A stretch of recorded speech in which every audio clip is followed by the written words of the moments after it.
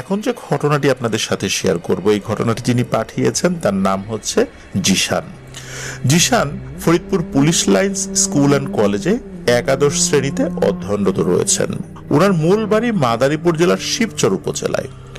2018 সালে উনি যখন মাদারীপুরে থাকতেন তখন ওনার এক ক্লাস ফ্রেন্ড ছিল, তার নাম হচ্ছে শাহিন।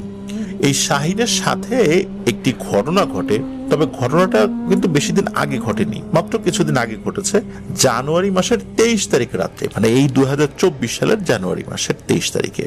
তো এই যে শাহিন, যিনি ওই বাজারে, মানে তাদের যে গ্রামের যে বাজার, ওই বাজারে ওদের একটা স্টিলের দোকান ছিল। তো ও লেখাপড়া খুব বেশি দূর করেনি, লেখাপড়া বন্ধ করে দিয়েছিল আর দোকানেই বসতো, মানে ব্যবসা বাণিজ্য শিখছিল। রাতের বেলা এই শাহিন আর ওর বাবা একসাথে দোকানদারি করে বাড়িতে ফেরত আসতেন।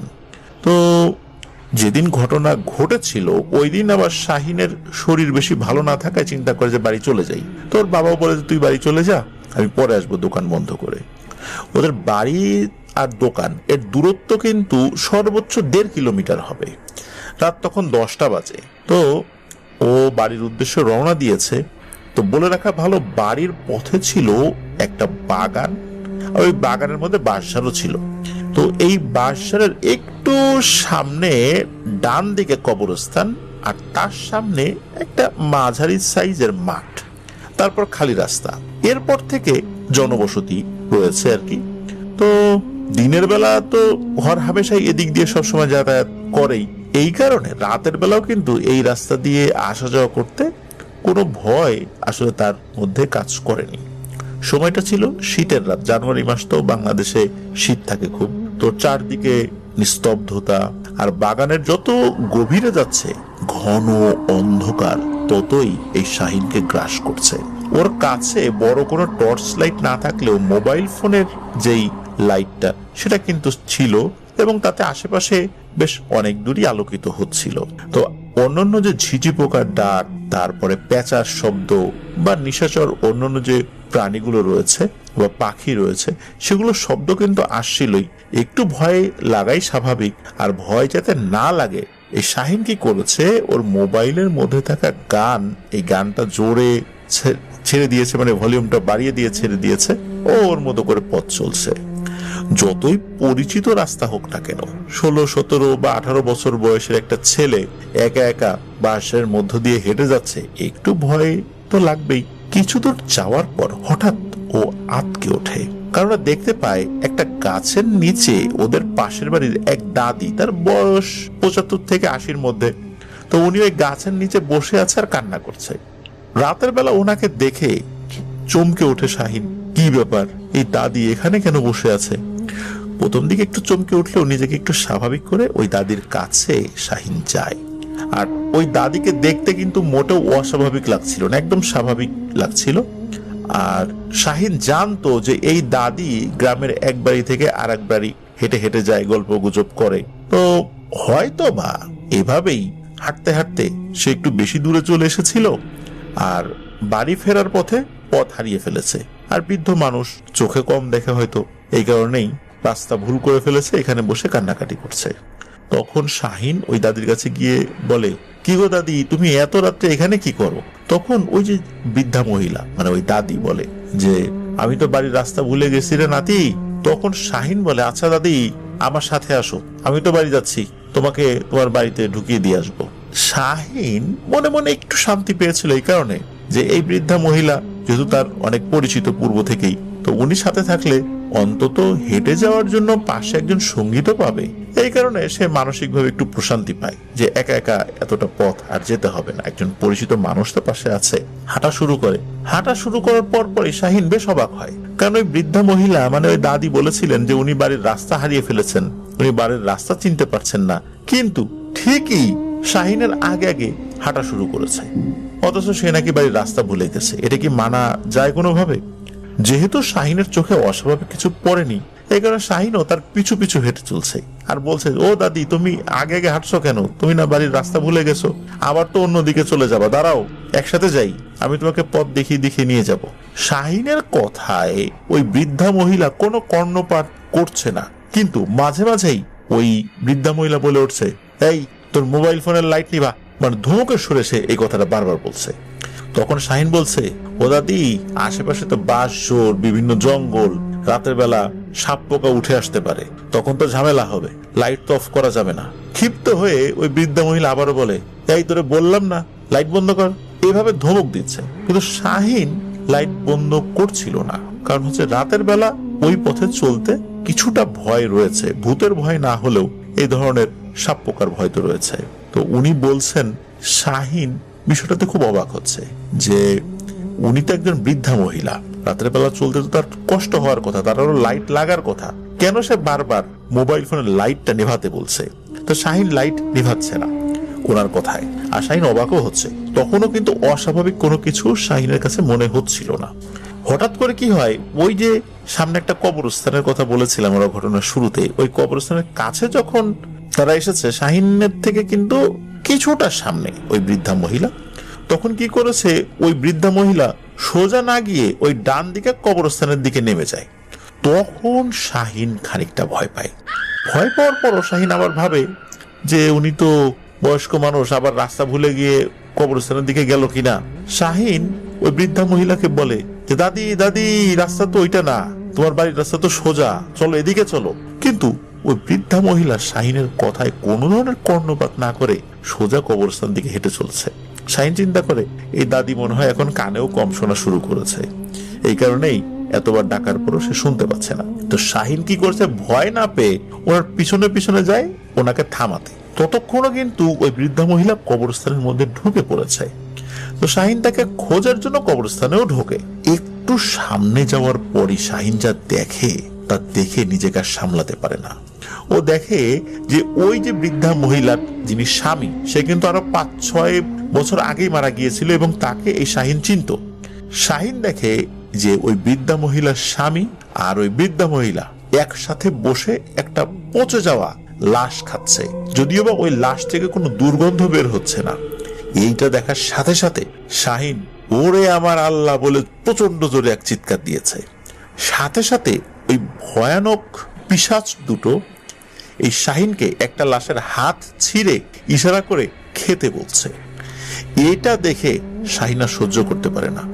ওই জায়গা অজ্ঞান না হলেও জীবন বাঁচানোর তাগিদে যত শক্তি ছিল সমস্ত শক্তি একত্র করে আল্লাহর নাম নিয়ে বাড়ির দিকে সোজা দৌড় দেয়। ওর ফোনের কিন্তু লাইট তখনও জ্বলছে। ও দৌড়ে বাসার পার করে যখন ওই মাঝারি সাইজের মাঠের কথা যে আমরা ঘটনা শুরুতে বলেছিলাম, মাঠের কাছে যখন এসেছে, তখন একটু ক্লান্ত হয়ে পেছন দিকে তাকায়। তখন দেখে ওই পিশাচ দুটি তার পরিচিত দুটো মানুষের অবয়ব নিয়ে যে এসেছিল ও কবরস্থানের ভেতরে বসেছিল। এই দুটোর আকৃতি অনেক লম্বা এবং তার বডির থেকে পায়ের আকৃতি অনেক অনেক লম্বা। বড় বড় পায়ে খুব ধীর গতিতে ওর দিকে এগিয়ে আসে। অনেকক্ষণ দৌড়ে যতটুকু আগাতে পারে ওরা এক কদম ফেললে ততটুকু এগিয়ে যায়। আর পেছন থেকে বলছে, এই দাঁড়া, মোবাইলের আলোটা একটু নিভা। এই কথা শোনার পর শাহিন আবারও দৌড় দেয়। আল্লাহর অশেষ রহমতে সে ওইখানে সেন্সলেস হয়নি। সে বাড়ির উঠোনেও চলে আসে এবং উঠোনে পড়ে আশ্রে পড়ে। তখন শাহিন জ্ঞান হারায়। প্রতিমধ্যে কোথাও জ্ঞান হারায়নি। বাড়ির সবাই এসে দেখে যে শাহিন জ্ঞান হারিয়ে পড়ে আছে। ধপাস করে পড়েছিল, এই শব্দেই বের হয়ে এসেছিল। তোকে ঘরে নিয়ে আসা হয়, ওর জ্ঞান ফেরানো হয়। এরপর থেকে প্রচন্ড জ্বর আসে। তো সবাই ভেবেছিল তেমন কিছু হবে না, হুজুর দিকে একটু ঝাড়ফুঁক করালেই হবে।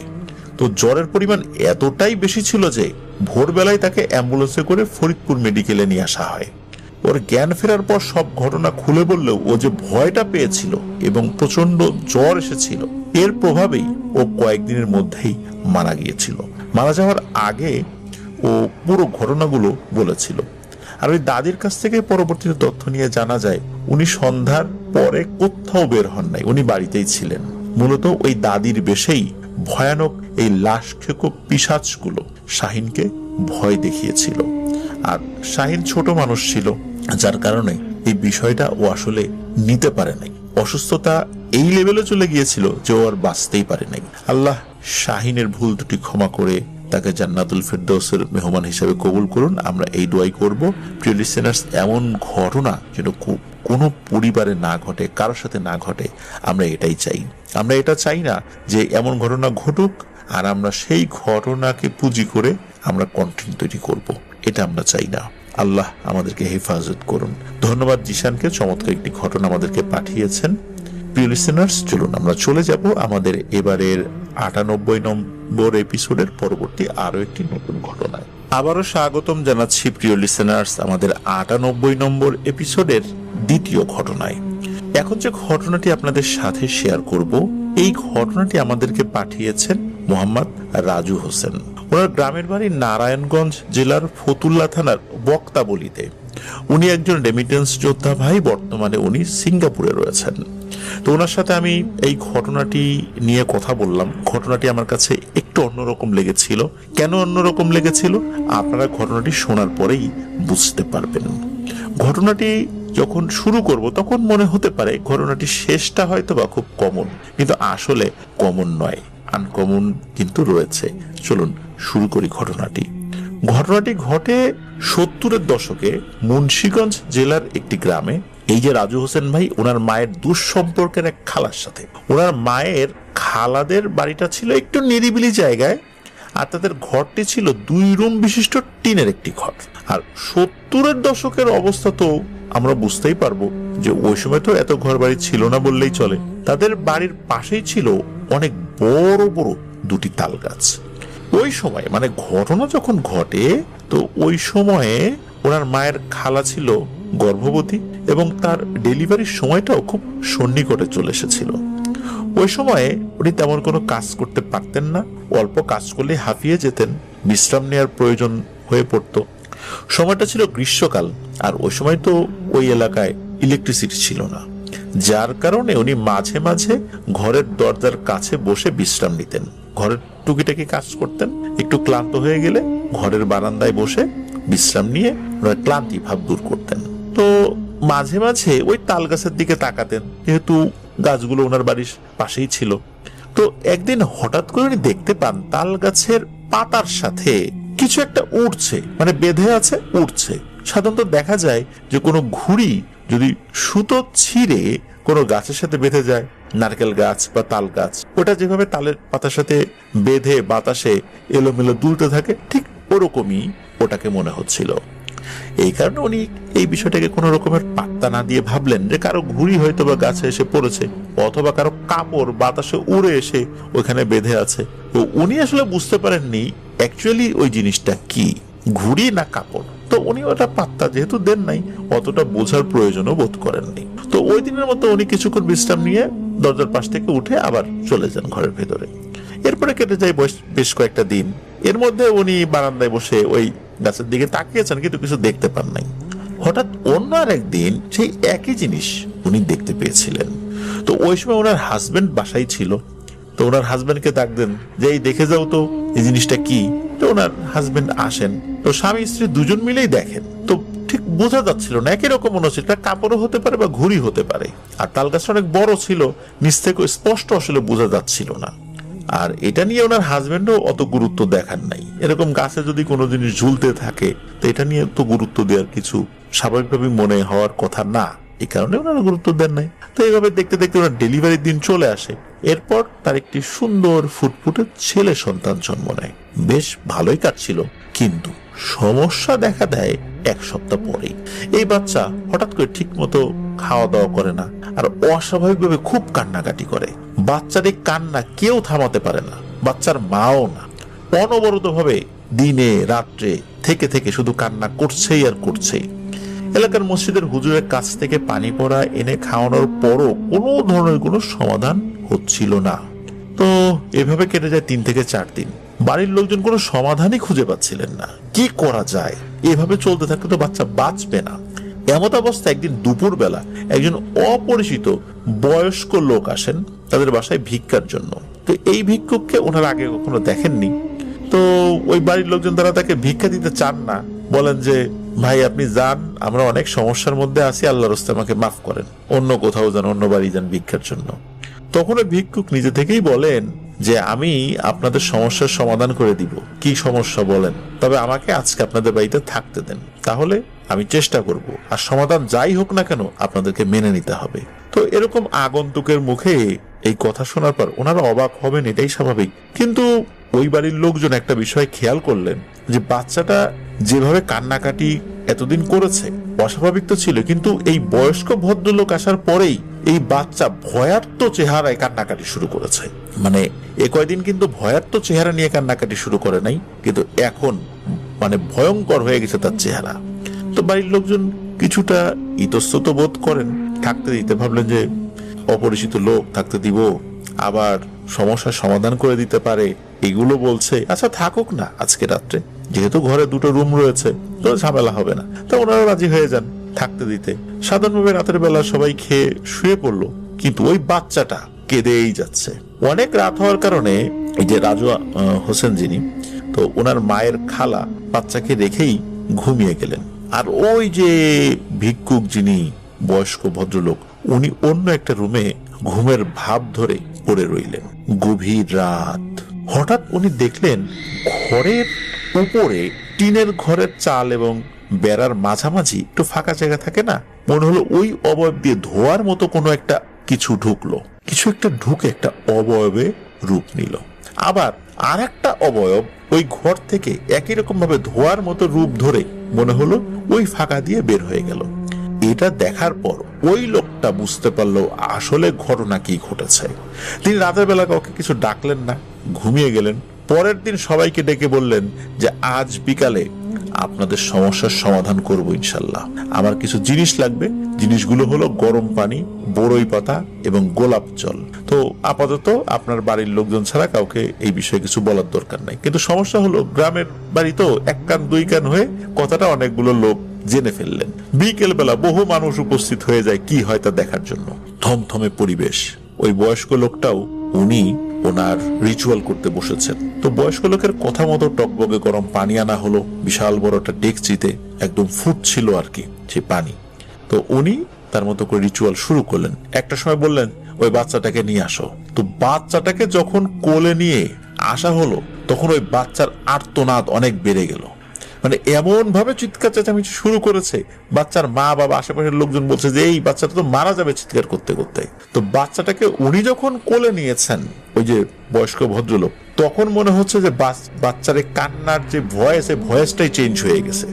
মনে হচ্ছে কোনো বড় বাচ্চা আর্তনাদ করলে যেরকম শব্দ হয় ওরকম শব্দ হচ্ছে। উনি তো সূরা পড়তে শুরু করলেন ওই সময়। হঠাৎ করে উপস্থিত সবার সামনে ওই বাচ্চাটি কথা বলা শুরু করলো। এক সপ্তাহ বা তার কয়েকদিন বেশি হয়েছে এই বাচ্চা কিভাবে কথা বলে। ওই বাচ্চা কথা বলতে শুরু করলো এবং বলা শুরু করেছে, দোহাই লাগে আমারে মারিস না, আমি চলে যাব, আর কখনো কারো বাচ্চা নিব না, আমি এই অঞ্চল ছেড়ে চলে যাব। এই অবস্থা দেখে সবাই তো হতবাক। দিনের আলো এই ঘটনা ঘটছে, এক সপ্তাহের বাচ্চা কিভাবে কথা বলে। তখন ওই বয়স্ক লোকটা জিজ্ঞেস করলেন, এই বল এই বাড়ির ওই বাচ্চাটাকে কি করেছিস? তখন ওই বাচ্চা রূপী পিশাচটি বলে ওঠে, এই বাচ্চাটিকে নিয়ে তো আমরা খেয়ে ফেলেছি। আর ওরা ওই জিনিসটা আরো বলে যে আমরা 3 ভাই হচ্ছে বাচ্চা খেকো জিন।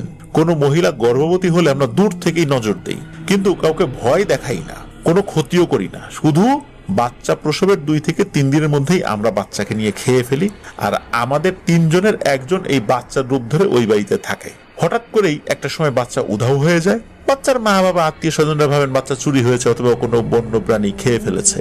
তো এইভাবেই আমরা বাচ্চা খেয়ে থাকি। এই কথা শোনার পর বাচ্চার মা বাবা তো চিৎকার দিয়ে কান্নায় ভেঙে পড়েন যে তার বাচ্চাকে খেয়ে ফেলেছে। ওই বয়স্ক লোকটা তখন ওই বাচ্চা রূপী যে অবয়বটা তার কোলে ছিল তাকে জিজ্ঞেস করেন যে তোকে তো এখন যে কি করব তুই নিজেও কল্পনা করতে পারবি না। তখন ওই খারাপ যেই জিনটা, সেই জিনটা বলে যে আমাদেরকে ছেড়ে দেন, চলে যাব, আর আসবো না। তখন বলে না, ছাড়বো না, আজ যদি তোদেরকে ছেড়ে দেই তোরা আবার অসংখ্য মায়ের বুক খালি করবি, তোদের কোনো মাফ নেই, তোরা ইচ্ছাকৃতভাবে এই কাজটি করিস, সুতরাং তোদেরকে মাফ করলে আল্লাহ আমাকে মাফ করবেন না। এই বলে উপস্থিত সকলের সামনে ওই জিনরূপী বাচ্চাটা টকবগে গরম পানি যেটা ছিল ওই গরম পানির মধ্যে ছেড়ে দিয়েছে। আশ্চর্যের বিষয় হলো যে ছেড়ে দেওয়ার সাথে সাথে ওই বাচ্চাটা পুরনো কিছু মানুষের হাড়গোড়ের মতো কিছু হাড়গোড়ে পরিণত হয়েছে, আর কিচ্ছু ছিল না।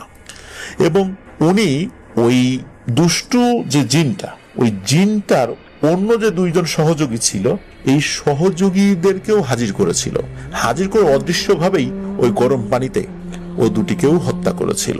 তো এভাবেই এই বাচ্চার যে কান্নার রহস্য, এই রহস্যটা বের হয়, দুষ্ট জিনগুলো মারা যায়। উপস্থিত লোকেরা তাকে বলেছিল যে আপনি কে, আপনার পরিচয় কি? তখন উনি বলেছেন আমি একজন ব্রহ্মচারী, আমি এভাবেই ঘুরে বেড়াই, আমার কোনো ঘর সংসার নাই, গ্রামে গ্রামে ঘুরি, আর ঘোরার সময় বুঝতে পারি যে কোন বাড়িতে কোন সমস্যা আছে। তো এই বাড়িতে ভিক্ষা চাইতে আসলে বুঝতে পারি যে কোনো সমস্যা আছে, এই জন্যই আমি বলেছিলাম আমি এক বাড়িতে কখনো দুইবার আসি না, এখন চলে যাব, আবার কখনো আসবো কিনা এখানে তাও বলতে পারি না। এইভাবেই আমার জীবন কেটে যাবে মানুষের উপকার করতে করতে। ওই লোকটাকে আরো একদিন থাকার জন্য অনেক অনুরোধ করেছিলেন উপস্থিত লোকদের মধ্যে অনেকেই তাদের বাড়িতে নিমন্ত্রণ জানিয়েছিলেন, কিন্তু ওই লোকটি আর কোথাও যান নাই, বলেন যে না আমি চলে যাব। তো উনি মানুষই ছিলেন, একজন ব্রহ্মচারী ছিলেন, যিনি ঘুরে বেড়াতেন আর মানুষের উপকার করে বেড়াতেন। উনি কোথাও গেলে এভাবেই টের পেয়ে যেতেন যে কারো কোথাও সমস্যা আছে কিনা। আল্লাহ তার এই গুণাবলীটা দিয়েছিলেন। উনি ঘর সংসার ত্যাগ করে এভাবে মানুষের উপকারের জন্যই ঘুরে বেরিয়েছেন। এখন উনি জীবিত আছেন কি নাই এটা কেউ বলতে পারে না। এভাবেই কিছু কিছু মানুষ আল্লাহর সন্তুষ্টি লাভের উদ্দেশ্যে প্রতিনিয়ত মানুষের উপকার করার জন্য আল্লাহর পাগল হয়ে ঘুরে বেড়াচ্ছেন, কিন্তু এরা সবসময় মানুষের লোকচক্ষুর অন্তরালেই থেকে যান। তাদের জন্য দোয়া রইল। প্রিয় লিসেনার্স, এই ঘটনায় সবচেয়ে ভয়ানক ব্যাপারটা কি জানেন? যে একটি বাচ্চা কান্নাকাটি করছে, কিন্তু আসলে সেটা কোনো বাচ্চাই না, ভয়ানক এক পিশাচ। আর মূল বাচ্চাকে ওরা অনেক আগেই খেয়ে ফেলেছে। মূলত ওই তাল গাছে ওরা এসে আস্তানা গেড়েছিল এই খালার গর্ভের সন্তান ভূমিষ্ঠ হওয়ার পর এটাকে খাওয়ার জন্য, এবং তারা তাদের কাছে সফলও হয়েছিল, বিফল হয়নি। এবং এমন কৌশলে বাচ্চাগুলোকে ওরা খায় যে পরিবারের সদস্যরাও বুঝতে পারে না যে কি হয়েছে। ধন্যবাদ রাজু হোসেন ভাইকে, চমৎকার একটি ঘটনা আমাদেরকে পাঠিয়েছেন। আশা করছি উনি আরো ঘটনা আমাদেরকে পাঠাবেন। প্রিয় লিসেনার্স, চলুন আমরা চলে যাব আমাদের এবারের ৯৮ নম্বর এপিসোডের পরবর্তী আরো একটি নতুন ঘটনায়। আবারও স্বাগতম জানাচ্ছি প্রিয় লিসেনার্স আমাদের ৯৮ নম্বর এপিসোডের তৃতীয় ঘটনায়। এখন যার ঘটনাটি আপনাদের সামনে উপস্থাপন করতে যাচ্ছি, ওনার নাম মোহাম্মদ ইয়ানুর রহমান। উনি একজন রেমিটেন্স যোদ্ধা ভাই, বর্তমানে সৌদি আরবে রয়েছেন। ওনার দেশের বাড়ি যশোর জেলার বাঘারপাড়া থানার ধূপখালী গ্রামে। ইতিপূর্বে ওনার একটি ঘটনা আমরা আগেও শেয়ার করেছিলাম। উনি বর্তমানে সৌদি আরবের একটি নামকরা ফার্মেসিতে জব করছেন। ওনাদের ওখানে দুইজন মিশরীয় ডক্টর এবং সৌদি আরবের একজন ডক্টর রয়েছেন। তো মিশরের একজন ডক্টরের সাথে ওনার খুবই ভালো সম্পর্ক। ওই ডক্টরেরও নাকি একটা ইউটিউব চ্যানেল রয়েছে, উনি ওনার ইউটিউব চ্যানেল নিয়ে কথা বলেন। তো কথা প্রসঙ্গে আমাদের এই Afnan the horror world YouTube channel নিয়ে এই ইয়ানুর রহমান ভাই ওই ডক্টরের সাথে কথা বলেন, এবং ওই ডক্টর আগ্রহ প্রকাশ করেন এই বলে যে এটা কি ডাক্তারি সম্পর্কিত কোনো চ্যানেল কিনা। তখন এই ইয়ানুর ভাই জানান যে না, এটা ডাক্তারি বিদ্যা সম্পর্কিত কোনো চ্যানেল নয়। কারো জীবনে যদি সত্য ভয়ের ঘটনা ঘটে থাকে শুধু সেইগুলো এই চ্যানেলে প্রচার করা হয়।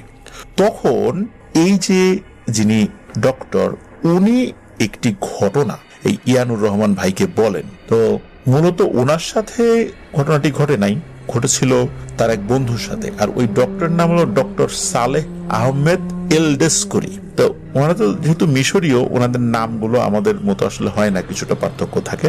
তো ডক্টর সালেহ আহমেদ এলডেসকরি উনি আমাদের ইউটিউব চ্যানেলটাও দেখেন।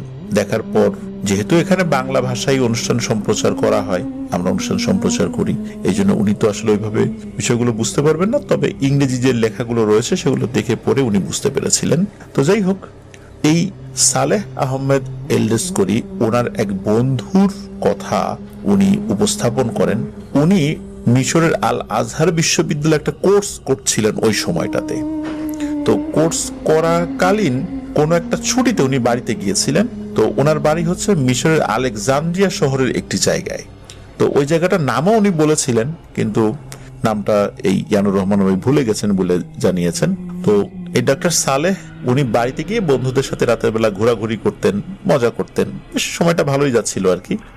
তো ওই এলাকায় একটি ছেলে রয়েছে, তার নাম হচ্ছে বায়াত। তাদের নামগুলো একটু ডিফারেন্ট আর কি। এই বায়াতি ছেলেটা অনেক শান্ত স্বভাবের ছিল, তবে খুব চঞ্চল। বলতে তার চঞ্চলতা ওইভাবে দেখা যেত না। হঠাৎ করে যদি কোনো বিষয়ে সে আগ্রহী হয়ে উঠতো, খুবই চঞ্চল হয়ে যেত আর কি। এমনিতে সে শান্ত স্বভাবের, কিন্তু সব সময় চঞ্চল না। তো এই বায়াতির সাথেই মূলত ঘটনাটি ঘটে। আর এই ঘটনার মাঝামাঝি সময়ে এই ডক্টর সালেহ উনি বাড়িতে এসেছিলেন। তো ঘটনাটা যেখান থেকে শুরু হয় সেটা এমন যে এই বায়াতি বাসার ছাদে বসে আছে, তখন রাত আনুমানিক 1টা কি 2টা হবে। হঠাৎ করে এই বায়াতি দেখতে পায় যে বেশ গোলাকৃতির বেশ বড় একটা আলোর মতো কিছু একটা আকাশ দিয়ে উড়ে যাচ্ছে। তো সে ভালো করে খেয়াল করে দেখে জিনিসটা আসলে আগুনের একটি গোলা, এবং ওই আগুনের গোলাটা উড়ে গিয়ে তার বাসার খুব কাছাকাছি একটা গাছের উপরে গিয়ে বসে, এবং বসার সাথে সাথে মিলিয়েও যায়। তো ওই বায়াতি এটা দেখে ভয় না পেয়ে আর কৌতূহলী হয়ে সে নিচে গিয়ে তার রুম থেকে একটা লেজার লাইট নিয়ে আসে, এবং লেজার লাইট নিয়ে আসার পর ওই গাছের যেই অংশে ওই গোলাকৃতির আলোটা বসেছিল ওইখানে মেরেছে। আমরা সাধারণত এই ধরনের আলো দেখার পর ভয় পাই, কিন্তু ওর মাথায় কিন্তু দুষ্টু বুদ্ধি এসেছিল, এই কারণে সে লেজার লাইট নিয়ে এসেছিল। তো লেজার লাইট মারার পর সে ওইখানে আর তেমন কিছু দেখতে পায় নাই। স্বাভাবিকভাবেই এই বায়াতি জিনিসটা নিয়েছে আর কি। এরপর 1 সপ্তাহ চলে যায়, তেমন কিছুই হয়নি। এরপর ঠিক আগের মতো ছাদে বসে আছে, হঠাৎ করে সে আবার দেখতে পায় সেই আগুনের গোলাটা। এখন কি হয়েছে, প্রথম দিন ও যেদিন আগুনের গোলাটা দেখেছিল, এরপর থেকে সে যখন ছাদে উঠে ওই লেজার লাইটটা ওর কাছে রেখে দেয়। চিন্তা করেছিল যে আবার যদি দেখি আবার লেজার লাইট মারবো, ওই চিন্তা করি সে রেখে দেয়। তো এর মধ্যে বেশ কিছুদিন হয়ে গেছে, সে তো দেখে নাই, কিন্তু লেজার লাইটটা আনার কিন্তু সে বলে নাই। এরপর ও যখন আবার ওই জিনিসটা দেখেছে, দেখার পর সে আবারও ওই লেজার লাইটটা ওইদিকে মেরেছে। লেজার লাইটটা মারার পর সে স্পষ্টভাবে বুঝতে পারছে, কারণ ওই আগুনের গোলাটা খুব বেশি দূরে ছিল না, আগুনের গোলাই আছে, ওটা কিন্তু মিলিয়ে যায় নাই। নর্মালি কোনো জায়গায় বসার পর জিনিসটা মিলিয়ে যায়, ওটা মিলিয়ে যাচ্ছে না, কিন্তু ওর ভিতর সাদা কোনো কিছুর একটা অস্তিত্ব বোঝা যাচ্ছে। এরপর সে ওই লেজার লাইটটা বন্ধ করে দেয়। তখন কি হয়, ওই আগুনের গোলাটা ওই গাছ থেকে উঠে আবার এই বায়াতির দিকে আসতে থাকে। এটা দেখে বায়াতি কি করেছে, সে ভয় না পেয়ে তার এই ছাদের এক পাশে একটা পাথর রাখা ছিল, ওটা দিয়ে সজোরে ছুঁড়ে মেরেছে ওই আগুনের গোলার দিকে। আর তার লক্ষ্যটা ভুল হয় নাই, ওই ঢিলটা সরাসরি গিয়ে ওই আগুনের গোলায় গিয়ে লেগেছে। লাগার সাথে সাথে আগুনের গোলাটা ওইখানে ভ্যানিশ হয়ে যায়। এটা দেখার পরও এই বায়াতে কিন্তু মোটেও ভয় পায়নি, বরং খুশি হয়েছে। বায়াতে কিন্তু প্রথম থেকে বুঝতে পেরেছিল যে ওই জিনিসটা কি হতে পারে। তারপরও সে ভয় না পেয়ে এই জিনিসটার সাথে নির্মম রসিকতা করেছে। তো এরপর আগের মতো দিন চলে যেতে থাকে। রাত 2টোর দিকে সে একদিন ছাদে বসে আছে। তা আধা ঘন্টা বসে থাকার পর মনে হলো ও যেখানে বসে আছে ওই জায়গাটা বেশ গরম গরম লাগছে। তো হিয়া বায়াতি যে, তো সে আশেপাশে তাকায় কিন্তু কিছুই দেখতে পায় না। হঠাৎ করে গরম লাগার জন্য ওর অসহ্য লাগছিল, তাই সে রুমে যাওয়ার জন্য যেই না পেছনের দিকে ঘুরেছে, ঠিক তখনই ওর কাঁধের উপর একটা জিনিস হাত রাখলো বলে মনে হলো। যেই না আবার পেছন দিকে ঘুরে তাকিয়েছে, এমন একটা জিনিস দেখেছে সেটা দেখার জন্য সে মোটেও প্রস্তুত ছিল না। বায়াতি দেখতে পায় 30-40 হাত লম্বা হবে একটা অবয়ব। তো এই অবয়বটা যে কোথায় দাঁড়িয়ে আছে এটা বোঝা যাচ্ছে না, এটা কি শূন্যে ভেসে আছে না তার পা যে কোথায় লেগে আছে এটা বুঝতে পারে নাই সে। তো বায়াতি ভালো করে খেয়াল করে যে কিছুদিন আগে যে গাছটার উপর সে লেজার লাইট মেরেছিল, ওই গাছের উপর তার এক পা আর আরেকটা পা ওদের বাড়ির ছাদের উপর। এটা দেখার পরও কিন্তু এই বায়াতি বেহুশ হয়নি, বরং সে উপরের দিকে তাকায়। তাকিয়ে দেখতে পায় আগুনের গোলার মতো শুধু 2টো চোখ দেখা যাচ্ছে, অন্ধকারে মুখ দেখা যাচ্ছে না। হঠাৎ করে ওই অবয়বটা কথা বলে ওঠে, বলে, বায়াতি, আমি কি তোর কোনো ক্ষতি করি? তুই আমাকে কেন আঘাত করলি? এখানে অবাক করার বিষয় হচ্ছে, বায়াতি কিন্তু সবকিছু দেখছে, কিন্তু তার খুব একটা ভয় লাগছে না। ওই অবয়বটা যখন ওইটুকু কথা বলেছে, এরপর এই বায়াতি দেখতে পায় যে ওই অবয়বটার চেহারা পরিবর্তন হওয়া শুরু হয়েছে। শুরুতে তো চেহারা বুঝতে পারিনি, 2টো চোখ ছাড়া তার চেহারা খুব ভালো করে বোঝা যাচ্ছিল না, কিন্তু এখন মনে হচ্ছে যে ওই অবয়বটা হাসছে এবং মুখের ভেতর থেকে সাদা বড় বড় দাঁত বের হয়ে আসছে, ভয়ঙ্কর সেই দাঁত। ওই অবয়বটা আরো বলে ওঠে, তোর আসলেই অনেক সাহস, আজ দেখবো তোর সাহস কত, আর তোর সাহসের চূড়ান্ত পর্যায়ে আমি আজকে দেখেই ছাড়বো। এটা বলে ওই অবয়বটা যখন আরো একটু নামাজে রুকু দেওয়ার মতো নিচু হয়েছে, তখন আরেকটু ভালো করে ওই অবয়বটার চেহারা বায়াতি দেখতে পায়। বায়াতির কাছে মনে হলো চেহারাটা এমন, মনে হচ্ছে আগুন দিয়ে তার মুখটা ঝলসে দেওয়া হয়েছে আর মুখের ভেতর দিয়ে তাজা রক্ত বেয়ে বেয়ে পড়ছে। এটা দেখার পর এই বায়াতি প্রথমবারের মতো মারাত্মক ভয় পায়, প্রচন্ড জোরে চিৎকার দিয়ে সে বেহুশ হয়ে যায়। পরের দিন সন্ধ্যার দিকে তার হুঁশ ফেরে। তো তার চিৎকার শুনে তো পরিবারের লোকজন ছাদে উঠে এসেছিল, সেখান থেকে তাকে অজ্ঞান অবস্থায় উদ্ধার করে জ্ঞান ফেরানোর চেষ্টা করে। পরের দিন সন্ধ্যায় যখন জ্ঞান ফেরে তখন পরিবারের লোকজন জানতে চায় কি হয়েছে। তখন এই বায়াতি শুরু থেকে ঘটে যাওয়া সব ঘটনা বলতে থাকে। তো তার মা এসব কিছু শোনার পর বলে, কি দরকার ছিল রে বাপু ওখানে লাইট মারা, ওকে আঘাত করা, এগুলো বলে অনেক বকাবকি করে। ওই রাতেই মসজিদের ইমাম সাহেবের কাছে নিয়ে যাওয়া হয়। ইমাম সাহেব একটু সময় নেয়। পরের দিন ফজরের নামাজ পড়ে ইমাম সাহেব নিজেই ওদের বাড়িতে আসেন। তো বায়াতির আব্বুকে ডাকেন এবং বলেন যে আপনার ছেলে প্রচন্ড বড় একটা ভুল করে বসে আছে।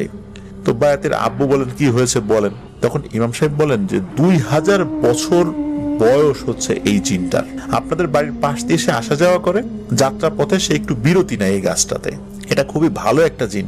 আপনাদের বাড়ির পাশে যে বড় গাছটায় রয়েছে এটা তার বিশ্রামের জায়গা। ঘটনাক্রমে আপনার ছেলের সামনে সে পড়ে যায়, তখন আপনার ছেলে কি করেছে, ওইদিকে লেজার লাইট মেরেছে। এতে করে ওই জিনটা অনেক বিরক্ত হয় এবং তার শরীরের ক্ষতিও হয়। তারপরও ও ছোট মানুষ বিবেচনায়, বয়স কম বিবেচনায় ওই ভালো জিনটা ওকে কোনো ধরনের ভয় দেখায়নি, ক্ষতিও করেনি। এরপর আবারও আপনার ছেলে একই কাজ করে। আর সবচাইতে খারাপ কাজ যেটা হয়েছে, সে ওই লেজার লাইট নিয়ে ঘুরে বেড়ায় যাতে করে আবারও যাতে ওই অবয়বটার দিকে লেজার লাইট মারা যায়। এবং সে একই কাজ দ্বিতীয়বার করেছে। তখন ওই জিনটা ভয় দেখানোর জন্য ওর দিকে কিছুটা এগিয়ে আসে, কিন্তু ক্ষতি করার জন্য না। অন্য কোনো জিন হলে ওকে ছাদ থেকে ফেলে দিয়ে মেরে ফেলতো, কিন্তু সে সেটা করেনি। তো আপনার ছেলে তো ভয় পাই নাই, উল্টো তার দিকে পাথর ছুঁড়ে মেরেছে। এই পাথরটি গিয়ে তার মাথায় লেগেছে। এতে করে সে যতটা না ক্ষিপ্ত হয়েছে, তার থেকেও ক্ষিপ্ত হয়েছে তার আত্মীয় স্বজনরা। তার আত্মীয় স্বজনরা ওর উপর খুবই ক্ষিপ্ত, কিন্তু এ যেহেতু ভালো জিন, সে আত্মীয় স্বজনদেরকে থামিয়ে রেখেছে এবং এই জিনটা ওয়াদা করেছে ওর বড় একটা ক্ষতি করেই ছাড়বে। আর জানেন তো জিনদের ওয়াদা কিন্তু খুব ভয়ঙ্কর হয়, তাই সুযোগ বুঝে ওই জিনটা ওর ক্ষতি করতে এসেছিল। কিন্তু ক্ষতি করার চূড়ান্ত পর্যায়ে এই বায়াতিকে দেখে ওই জিনটার মায়া লাগে, এই কারণে সে শুধু ভয় দেখিয়েছিল। একথা শোনার পর ওই বায়াতির আব্বু ওই হুজুরকে বলেন, হুজুর এখন উপায় কি? তখন হুজুর বলেন যে আমাকে একটু সময় দিন, দেখি কি করা যায়। এর মধ্যে কি হয়েছে, এই যে ডাক্তার সালেহ যিনি ঘটনা দিয়েছিলেন জ্ঞানুর রহমান ভাইকে, উনি কিন্তু ছুটিতে বাড়িতে এসেছিলেন। এরপরের ঘটনাটা ওনার নিজেরই দেখা শোনা, পূর্বের ঘটনাটা উনি পরবর্তী শোনেন আর কি। তো যাই হোক, 3 দিন পর ইমাম সাহেব এসেছিলেন এশার নামাজের পর। এসে কিছু রুকিয়া করেন, ওই জিনটাকে হাজির করার চেষ্টা করেন, কিন্তু ব্যর্থ হয়। ওই জিনটা হাজির হয় না। অনেকক্ষণ চেষ্টা চলে, চেষ্টা করতে করতে করতে করতে টানা 2 ঘন্টা চেষ্টার পর উনি ওই জিনটিকে হাজির করতে সক্ষম হন।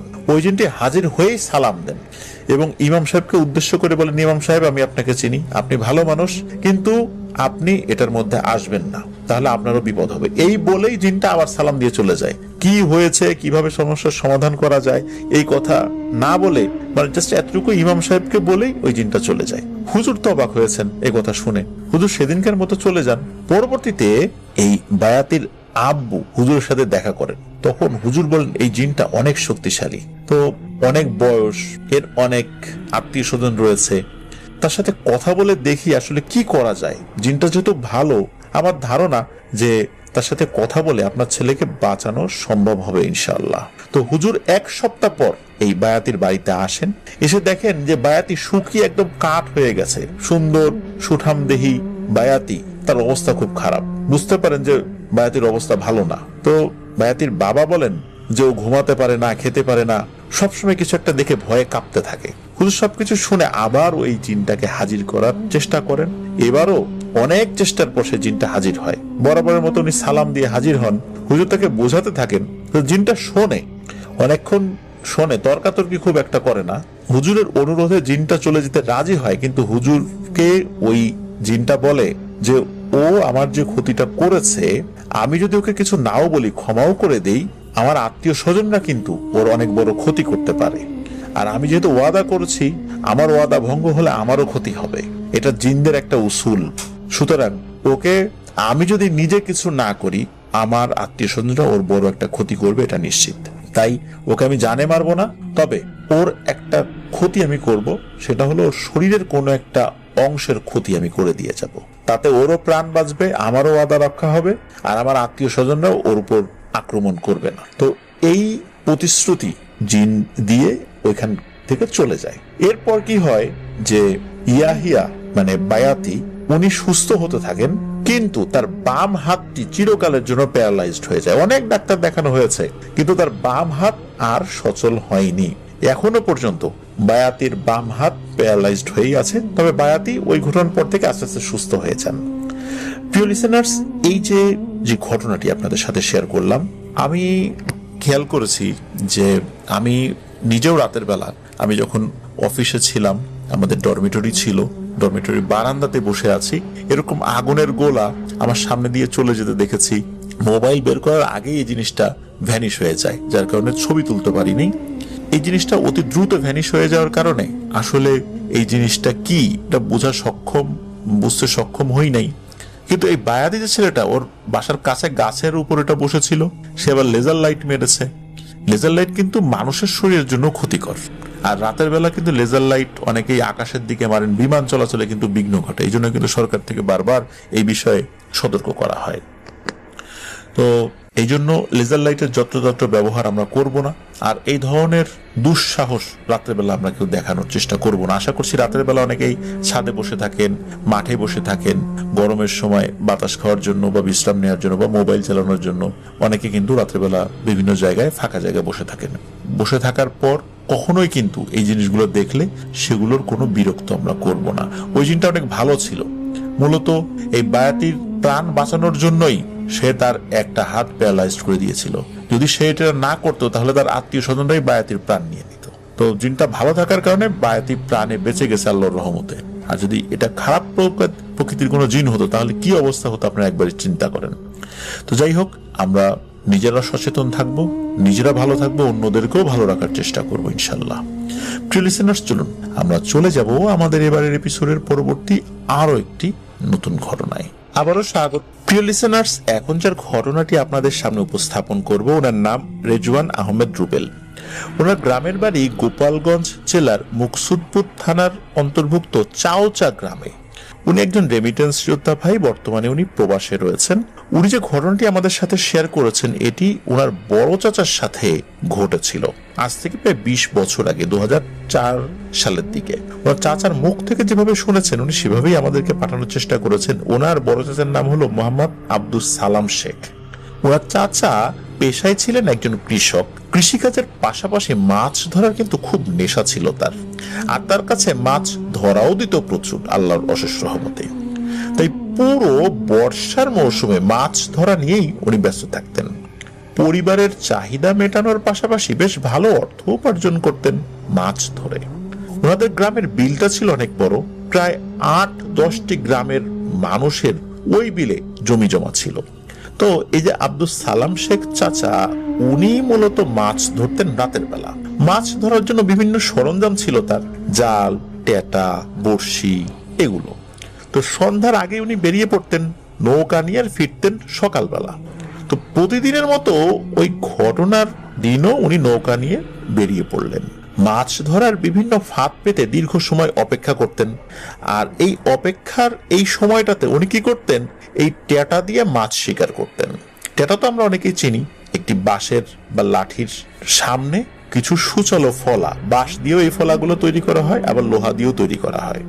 তো একটা কথা বলে রাখা ভালো, ওই চাচা সারা রাত যে মাছ পেতেন ওইগুলো তাজা রাখার জন্য খালই ব্যবহার করতেন। খালই হচ্ছে বাঁশ দিয়ে তৈরি এক ধরনের পাত্র। তো এতে মাছ বেশ কয়েকদিন জীবিত থাকতো, কারণ ওটা পানির মধ্যে উনি একটা বিশেষ প্রক্রিয়ায় ওই খালইটা ভিজিয়ে রাখতেন আর কি। আর উনি এই জীবিত মাছগুলো ভালো দামে বিক্রি করতে পারতেন। মাছ মরে গেলে অনেকে আবার ভালো দাম দিত না। তো পানির মধ্যে বাঁশ গেড়ে তার সাথে খালই বেঁধে উনি মাছ রেখে দিতেন। তো সন্ধ্যার পর থেকে রাতের মাঝামাঝি পর্যন্ত যে মাছ পেয়েছিলেন সেগুলো খালইতে রেখে দিয়ে অন্য কোথাও চলে যান মাছের সন্ধানে। ফজরের আজানের একটু আগে যখন উনি ওই খালই থেকে মাছ আনতে যাবেন, কাছাকাছি যখন গিয়েছেন তখন উনি খেয়াল করেন মাছ চিবানোর আওয়াজ পাওয়া যাচ্ছে কোথা থেকে। আরো কাছে যখন যান দেখতে পান একটা গুই সাপ। এই গুই সাপটা বানরের মতো বসে আছে। মানে গুই সাপ কিন্তু বানরের মতো বসে থাকে না, কিন্তু ওই গুই সাপটা বানরের মতো বসে আছে। আর খালই থেকে মাছগুলো খুব মজা করে বসে বসে নির্দ্বিধায় খেয়ে যাচ্ছে। ওই গুই সাপটা কিন্তু তখনও চাচার উপস্থিতি টেরই পায় নাই। চাচা তো রাগে তার হাতে থাকা টেটা দিয়ে ওই গুই সাপকে কেন্দ্র করে মারেন এক কোপ। এই টেটা গিয়ে গুই সাপের ঘাড় বরাবর ঢুকে যায়। গুই সাপটা আকারে বেশ বড় ছিল এবং শক্তিশালী ছিল। গুই সাপটা প্রচন্ড একটা ঝাঁকি দেয়। ওই ঝাঁকির ফলে এই টেটার যেই নলটি গুই সাপের ঘাড়ের মধ্যে ঢুকে গিয়েছিল, এই নলটি ভেঙেই পানির ভিতরে চলে যায়। চাচা গিয়ে দেখেন অল্প কিছু মাছ অবশিষ্ট রয়েছে, আর সবগুলোই এই গুই সাপ খেয়ে নিয়েছে। কি আর করা, রাগ, ক্ষোভ, মন খারাপ সবকিছু মিলিয়েই চাচা বাকি মাছগুলো নিয়ে বাড়িতে ফিরলেন। ওই দিন আর বাজারে যান নাই মাছ বিক্রি করার জন্য, কারণ হচ্ছে যে মাছগুলো অবশিষ্ট ছিল সেগুলো তার পরিবারের জন্য ছিল। বিক্রি করার মতো যে মাছগুলো থাকবে সেগুলো তো ওই গুই সাপই খেয়ে ফেলেছে। সারাদিনই চাচার মেজাজ খিটখিটে হয়েছিল। পরদিন আবার বেরিয়ে পড়েন নৌকা নিয়ে। প্রতিদিনের মতো মাছ ধরতে থাকেন। রাতের মাঝামাঝি সময় ওই খালইতে মাছ রেখে আবার অন্য জায়গায় চলে যান মাছের সন্ধানে। চাচা সময় নির্ধারণ করার জন্য রেডিও শুনতেন, আবার রেডিওতে গানও শুনতেন। ফজরের আজানের আগ মুহূর্তে তিনি রওনা দেন খালইতে রাখা মাছ সংগ্রহ করতে, কারণ পরদিন সকালবেলা বাজারে বিক্রি করবেন এই মাছগুলো। তো গত রাতের মতো আজও যখন ওই খালের কাছাকাছি তিনি গিয়েছেন, তখন দেখতে পান আজকে কোনো গুই সাপ না, মানুষের মতো কেউ একজন বসে রয়েছে ওখানে। তিনি পা টিপে টিপে আরো কাছাকাছি যান। যাওয়ার পর উনি মাছ চিবানোর আওয়াজ পাচ্ছেন। তো ধমকে সুরে বলছেন, এই বেটা কে রে ওখানে? তার কথার কোনো সাড়া পাওয়া যায় না। চাচা কি করেন, ওই মানুষের কাছে গিয়ে তার পিঠে হাত দিয়েছেন। তখন ওই জিনিসটা ঘুরে তাকিয়েছে। ঘুরে তাকানোর পর ওই লোকটার চেহারা স্বাভাবিক মানুষের মতোই মনে হয়েছে চাচার কাছে। চাচা তখন বলে ওঠে, এই বেটা কে তুই? তোকে তো চিনি না, আর তুই আমার মাছের কাছে কি করিস? চাচা কিন্তু তখনও কিছু আঁচ করতে পারেননি। ওনার তো বোঝা উচিত ছিল একটা মানুষ কিভাবে কাঁচা মাছ চিবিয়ে খাচ্ছে। স্বাভাবিক কোনো মানুষের তো কাঁচা মাছ চিবিয়ে খাওয়ার কথা না।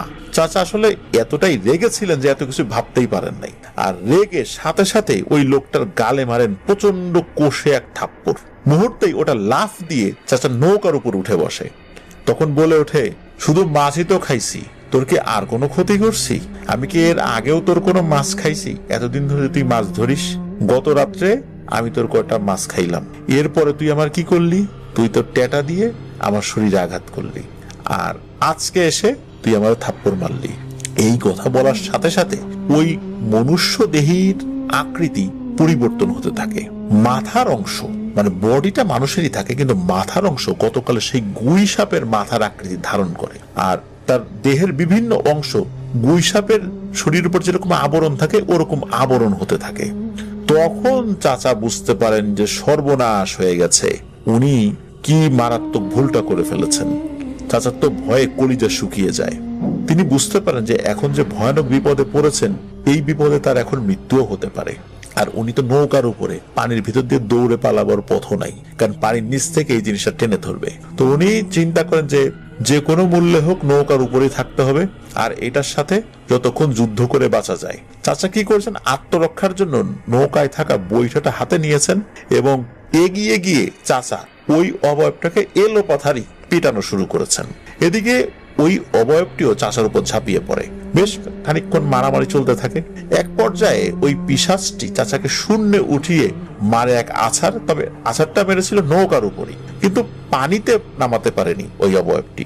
তো চাচা শরীরের সমস্ত শক্তি হারিয়ে ফেলেছিলেন। উনি ভেবেছিলেন মৃত্যু নিশ্চিত, এখনই এই অবয়বটা পানির মধ্যে তাকে চেপে ধরবে। এমন সময় দূর থেকে ফজরের আজান ভেসে এসেছিল। পিশাচটি ওই অবস্থায় চলে যায়, আর চাচা জ্ঞান হারিয়ে পড়ে থাকেন নৌকার উপরে। সকালবেলা প্রতিবেশী একজন নৌকায় অজ্ঞান অবস্থায় পায় আর কি চাচাকে। তো নৌকায় করেই চাচাকে তিনি বাড়িতে নিয়ে আসেন। পরিবারের সবাই মিলে ভ্যানে করে উপজেলা স্বাস্থ্য কমপ্লেক্সে নিয়ে যান। গায়ে প্রচন্ড জ্বর ছিল। ওই দিন দুপুরে চাচার জ্ঞান ফেরত আসে। জ্বরের পাশাপাশি গায়েও ছিল প্রচন্ড ব্যথা। কি হয়েছে জানতে চাইলে তার সাথে ঘটে যাওয়া সবকিছু খুলে বলেন। প্রায় এক সপ্তাহ চাচা অসুস্থ থেকেছিলেন। তো পুলিশরা কি ভাবছেন, চাচা সুস্থ হয়ে গেছেন বা পিশাচ তাকে পরবর্তীতে আক্রমণ করে মেরে ফেলেছিল? না, চাচা ভালো আছেন, সুস্থ আছেন, কিন্তু একটি ব্যাপার চাচার সাথে ঘটেছিল যেটি আজও রয়ে গেছে। সেটি হলো, চাচা সুস্থ হওয়ার পর থেকেই তার 2 হাতের আঙ্গুলগুলো বাঁকা হওয়া শুরু করে। অনেক ডাক্তার কবিরাজ দেখিয়েও এর কোনো সমাধান পাওয়া যায়নি। চাচার আঙ্গুলগুলো এখনো বাঁকা। তবে ওই ঘটনার পর থেকে রাতের বেলায় চাচার কখনো মাছ ধরতে যাননি, আর ওনার সাথে অন্য কোনো প্যারানরমাল ঘটনাও ঘটেনি। তবে আঙ্গুল বাঁকা হয়ে যাওয়ার কারণে উনি অনেক স্বাভাবিক কাজ আর করতে পারেন না। প্রিয় লিসেনার্স, এটি ছিল ঘটনা। মাছ ধরা রিলেটেড ঘটনা আপনারা অনেকেই শুনতে চান। আমার মনে হয় এই ঘটনাটি একটু ব্যতিক্রম ছিল। আশা করছি ঘটনাটি আপনাদের ভালো লেগেছে। ধন্যবাদ জানাচ্ছি যিনি ঘটনা পাঠিয়েছেন, রেজওয়ান আহমেদ রুবেল ভাই। চমৎকার একটি ঘটনা ছিল। প্রিয় লিসেনার্স, এরকম আপনাদের পাঠানো 10টি ঘটনা নিয়ে কিন্তু আমরা ভয়ের শিহরণ বইটি প্রকাশ করেছিলাম প্রান্ত প্রকাশন থেকে, এবার অমর একুশে বই মেলায়। তো বইটি কিন্তু আপনার রকমারিতে এখনো পেতে পারেন। গুগলে রকমারি লিখে সার্চ দিলেই রকমারির বিভিন্ন লিঙ্ক আপনার সামনে দেখতে পাবেন। তো রকমারি.com এর একটি লিঙ্কে যাওয়ার পর আপনারা সেখানে একটি সার্চ অপশন দেখতে পাবেন। সেখানে গিয়ে ভয়ের শিহরণ নামটা লেখার সাথে সাথে আমাদের এই ভয়ের শিহরণের প্রচ্ছদটি আপনাদের সামনে চলে আসবে।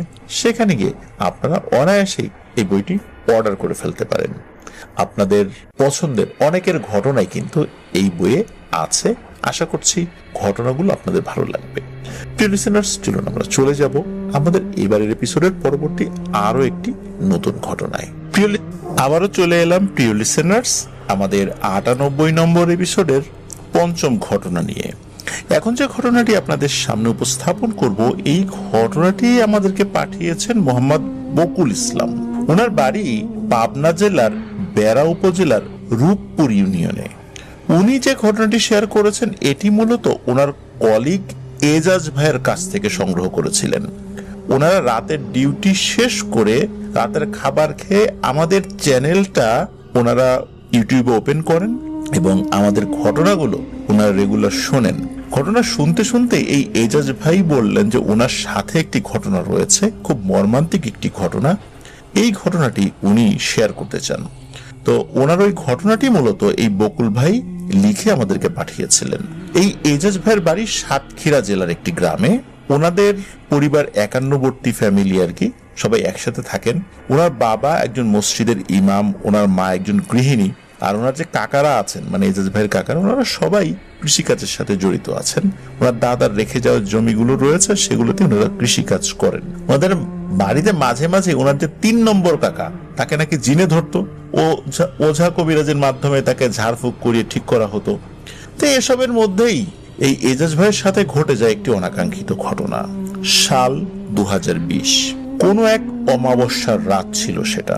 ঘুমিয়েছেন অন্যান্য দিনের মতোই। হঠাৎ করে মাঝ রাতে এই এজাজ ভাইয়ের মনে হয় উনার শরীরটা পায়ের দিক থেকে আস্তে আস্তে কিছু একটা পেঁচিয়ে ধরছে। উনি ফিল করেন যে যে জিনিসটা পেঁচিয়ে ধরছে ওই জিনিসটা একটু ঠান্ডা ঠান্ডা তার বডি, এবং বেশ পিচ্ছিল বলে মনে হচ্ছে। উনি বুঝতে পারলেন যে এটা সাপের মতো। সাপ যেভাবে কাউকে পেঁচিয়ে ধরে, যেভাবে বন্ধনী দেয়, সর্প বন্ধনী যেটাকে আমরা বলি, ঠিক ওভাবে পায়ের দিক থেকে আস্তে আস্তে মাথা উঁচু করে পায়ের নিচ দিয়ে একটা প্যাচ দিচ্ছে, আবার ঘুরিয়ে আর একটা প্যাচ দিচ্ছে। এভাবে আস্তে আস্তে আস্তে আস্তে ওই জিনিসটা ওনার পা জড়িয়ে ফেলেছে, এবং পা জড়িয়ে ফেলে ওইভাবে পেঁচাতে পেঁচাতেই আস্তে আস্তে কোমরের দিকে উঠে আসছে।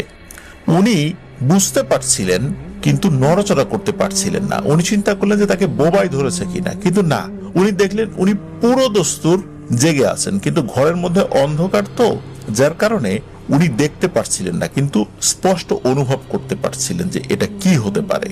ওনার হাত একদম অসাড় হয়ে গেছে, একটু নড়তে পারছিলেন না, কিন্তু চোখ উনি মেলে রয়েছেন, কিন্তু পুরোপুরি উনি জাগ্রত। উনি চিন্তা করছিলেন যে এই জিনিসটা এইভাবে পেঁচাতে পেঁচাতে তার বুক পর্যন্ত যদি চলে আসে, আর ওনার শরীরে এমন একটা চাপ অনুভব করছিলেন, ওনার কাছে মনে হলো যে বুক পর্যন্ত আসলে ওনার মৃত্যু নিশ্চিত। কিন্তু উনি তো নড়তে পারছেন না। আবার ওই জিনিসটা এভাবে সর্পবন্ধনী দিয়ে পেঁচাতে পেঁচাতে উপরের দিকে উঠে আসছে। ওনার কাছে মনে হলো জিনিসটা খুব মোটা না, আবার একদম চিকনও না, খুব বড়ও না, ছোটও না, মাঝারি আকৃতির কিছু একটা হবে। মাঝারি আকৃতির কোন একটা সাপ, এটি উনি নিশ্চিত হলেন। তো উনি চেষ্টা করছেন সর্বশক্তি দিয়ে মুখে জোরে করে কোনো দোয়া দুরূদ পড়ার জন্য, কিন্তু কোনোভাবেই পারছিলেন না। অনেক চেষ্টার পর একটা সময় উনি সফল হলেন, কিন্তু তখনই সফল হয়েছেন যখন ওই সাপটি ওই সর্প বন্ধনী থেকে এজাজ ভাইকে মুক্ত করে দিয়ে সোজাভাবে আস্তে আস্তে ওনার বুকের উপরে উঠে আসছিল। মানে একটা পর্যায়ে ওই প্যাচটা ওই সাপ একাই ছেড়ে দেয় এবং ওনার বুকের দিকে আস্তে আস্তে এগিয়ে আসছে। সাপটা তার মাথাটা আস্তে আস্তে ওনার মুখের দিকে মানে থুতনির কাছে নিয়ে চলে আসে, এরকম একটা অবস্থা। ওনার এমনও মনে হচ্ছিল যে সাপের যে জিহ্বাটা রয়েছে যেটা বারবার বের করে, এটি মনে হচ্ছে যে তার থুতনিকে টাচ করছে কিনা, এরকম করে মনে হচ্ছিল। তো ওই সময় মূলত উনি শরীরে শক্তি ফেরত পান, তখন সর্বশক্তি দিয়ে চিৎকার করে ওঠেন এবং উনি লাফিয়ে ওঠেন। ওনার পায়ের পাশে একটা কাঁথা ছিল। তো ওই যে সাপটি, ওই সাপটি যখন ওই এজাজ ভাই নড়াচড়া করে উঠেছেন এবং লাফ দিয়ে উঠেছেন, ওই সাপটি ওই কাঁথার উপরে পড়ে যায়। ওদিকে উনি তো চিৎকার করে বিছানা থেকে নেমে গিয়েছেন, চিৎকার চেঁচামেচি শুরু করেছেন। ওনার চিৎকারে বাড়ির অন্য লোকজন চলে এসেছে টর্চ লাইট নিয়ে, হারিকেন নিয়ে ওই রাতের বেলাতে। তো এসে বলেছে কি হয়েছে, তখন এজাজ ভাই বলছেন যে আমাকে সাপে কেটেছে। সাপ কই কই যে ওই কাঁথার মধ্যে কিছু একটা নড়াচড়া করছে। আসলেই ওই কাঁথার ওখানে সাপ হয়তো বা লাফালাফি করেছিল বা কোনোভাবে ওই কাঁথার মধ্যে সাপটা আটকা পড়ে গিয়েছিল, সাপ নড়াচড়া করছে। ওদিকে এই এজাজ ভাইয়ের যিনি 3 নাম্বার কাকা, উনি কি করেছেন, একটা লাঠি নিয়ে ওই কাঁথার উপর এলো পাথারি পেটানো শুরু করেছেন। তো বেশ 10-12টা বাড়ি দিয়েছিলেন আর কি। তখন দেখা যায় ওই কাঁথা রক্তে ভিজে গিয়েছে, তার মানে হচ্ছে যে ওই কাঁথার মধ্যে আসলে কিছু রয়েছে এবং সেটি মারা গিয়েছে। কাঁথা পরবর্তীতে খুলে দেখা যায় ওর মধ্যে একটি সাপ রয়েছে। তবে এমন ভাবে পিটিয়েছিলেন উনি যে ওটা আসলে কি সাপ, কোন প্রজাতির সাপ, এটা নিশ্চিতভাবে বোঝা যায় নাই। ওটা কি বিষাক্ত কিনা নাকি বিষাক্ত না, এটিও বুঝতে পারেন নাই। যাই হোক, সাপটি ফেলে দেওয়া হয়। আর পরের দিন একজন ওঝাকে ডাকা হয় যে সাপে কামড় দিয়েছে কিনা। সারা রাত কিন্তু ওনার আসলে সাপে কামড় দিয়েছে বলে কোনো সমস্যা হবে এরকমটা মনে হয় নাই। আর পরিবারের সদস্যরাও তার শরীরে কোথাও সাপে কামড় দিয়েছে এমন কোনো চিহ্ন খুঁজে পান নাই। তো ওঝা এসে বলেন যে ভাগ্যিস সাপটা তার শরীরে কামড় দেয় নাই, ও জাস্ট একটু ভয় পেয়েছে, এজন্য ওঝা ঝাড়ফুঁক করে দিয়ে চলে যান। তো এই যে 3 নাম্বার যিনি কাকা, এই কাকা উনি পরের দিন রাত্রে একটা স্বপ্ন দেখেন। পরের দিন ঠিক না, মানে এর 3-4 দিন এরকম একটা হবে আর কি সময়। তো উনি স্বপ্ন দেখেন যে কালো আলখেল্লা পরা, চেহারাটা বোঝা যাচ্ছে না, ওই আলখেল্লা পরা ওই অবয়বটি ওই কাকাকে নাকি বলছে, কিরে কাজটা কি ভালো করলি? তখন নাকি ওই কাকা স্বপ্নের মাঝে প্রশ্ন করেন, আমি আবার কি কাজ করলাম? তখন ওই অবয়বটি বলে, ওরে আহম্মক, তুই এখনো বুঝতে পারিস নাই তুই কি কাজ করছিস? আমার ভাই কি তোর ভাতিজার কোনো ক্ষতি করেছিল? তাহলে তুই কেন নির্মম ভাবে তাকে পিটিয়ে মারলি? এর সাজা তো তোকে পেতেই হবে। আর তোর প্রথম শাস্তি হবে, তোর স্ত্রীর গর্ভে কখনো কোনো সন্তান আমরা হতে দেব না, তুই কখনো বাবা হতে পারবি না। এই কথাটা ওই স্বপ্নের মধ্যে ওই অবয়বটা বলে। তো তার স্বপ্ন ভেঙে যায়। পরের দিন এই কথাটা এই যে এজাজ ভাইয়ের আব্বা যিনি, তার কাছে উনি বলেন। বলার পর এই এজাজ ভাইয়ের আব্বা একজন বড় হুজুরকে ডেকে আনেন, সব ঘটনা খুলে বলেন। তখন ওই হুজুর ওনাদের বাড়িটা বন্ধ করে দেয়। দেখতে দেখতে বেশ অনেকদিন পার হয়ে যায়। আর ওই চাচার ওয়াইফ যিনি, উনি কিন্তু ওই সময় প্রেগনেন্ট ছিলেন। এর মধ্যে এই জিনিসটা ওনারা ভুলেই গিয়েছেন। তো একদিন কি হয়, ওই চাচির প্রসব বেদনা ওঠে এবং বাড়িতেই উনি খুব স্বাভাবিকভাবেই একটি কন্যা সন্তান জন্মদান করেন। কিন্তু কন্যা সন্তান হওয়ার পর একটি ভয়ানক ব্যাপার সকলে লক্ষ্য করেন। ওই বাচ্চাটি সাপের মতো বারবার শুধু জিহ্বা বের করে আর ভেতরে নেয়, আর সবার দিকে অদ্ভুত দৃষ্টিতে তাকিয়ে থাকে। আজব একটা ব্যাপার। এটা যে কোনো কারণে হতে পারে, বাচ্চাদের জন্মের পর বিভিন্ন ধরনের সমস্যা দেখা দেয়, কিন্তু ওই বাড়ির সদস্যদের টনক নড়ে যে ওই রাত্রে সাপ হত্যা করার জন্য হয়তোবা বিষয়টা এমন হয়েছে। তো ওরকম কিন্তু চলছে। এর 2 দিন পর ওই কাকা স্বপ্ন দেখেন যে ওই আলখেল্লা পরা অবয়বটি আবারও তার স্বপ্নের মধ্যে এসেছে এবং বলছে, কিরে এখন কেমন লাগছে তোর? এ তো শুধু একটা উদাহরণ মাত্র। সকালবেলা উঠে তাল গাছের নিচে তোর বাচ্চাকে কবর দিস। এ কথা বলার পরেই ওই অবয়বটা ভ্যানিশ হয়ে যায়।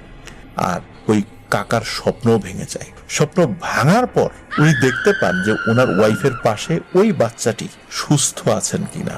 আজব ব্যাপার হলো, উনি দেখেন ওনার বাচ্চাটি মারা গেছে।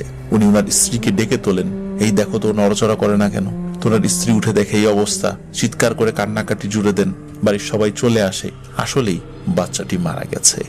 পরদিন সকালবেলা বাচ্চাটিকে কবরস্থ করা হয়। এরপর কেটে যায় আরো বেশ কিছুদিন। ওই চাচি আবার প্রেগনেন্ট হন। এরপর ওই চাচা আবারও স্বপ্ন দেখেছিলেন যে ওই অভাবটা এসেছে এবং বলছে, তুই কিন্তু কখনোই বাবা হতে পারবি না, আর আমরা এটা হতে দেব না। আর এটাও মনে রাখিস, এই সন্তানের পরে তোর পালা, তোর অপরাধে তোর অন্যান্য বাচ্চাদেরকে আর মারবো না, এই বাচ্চাটাকেই মারবো আর এরপরে তোকে মারবো।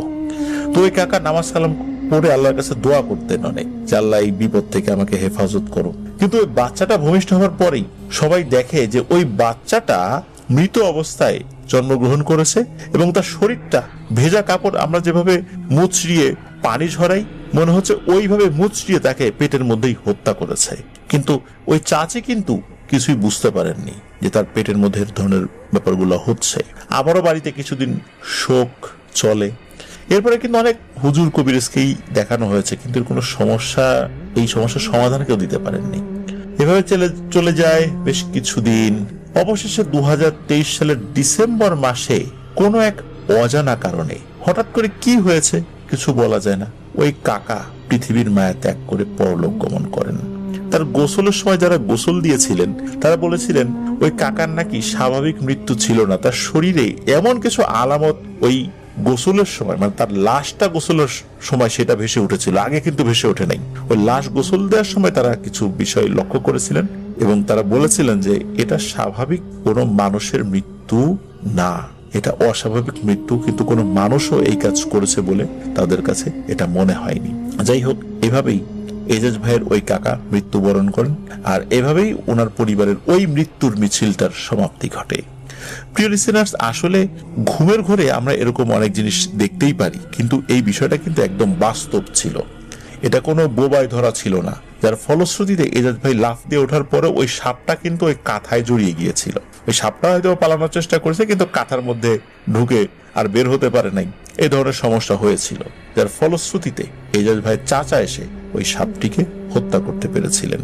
বিষয়টা কিন্তু স্বাভাবিকভাবেই আমরা ধরে নিতে পারি, ওটা যে জিন হবে এটা কিন্তু কারো মাথায় আসার কথা নয়। প্রিয় লিসেনার্স, এই জন্যই বলা হয় রাতের বেলা হুটহাট করে কোনো প্রাণীকে আঘাত করা যাবে না।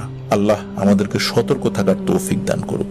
প্রিয় লিসেনার্স, চলুন আমরা চলে যাব আমাদের এবারের 98 নম্বর এপিসোডের ষষ্ঠ এবং শেষ ঘটনায়। প্রিয় লিসেনার্স, চলে এলাম আমাদের 98 নম্বর এপিসোডের ষষ্ঠ এবং শেষ ঘটনায়। প্রিয় লিসেনার্স, আপনারা জানেন যে গত 85 নম্বর এপিসোডে রহস্যময় অন্তর্ধান শিরোনামে একটি ঘটনা আমরা প্রচার করেছিলাম, যেটি ছিল ওই এপিসোডের শেষ ঘটনা।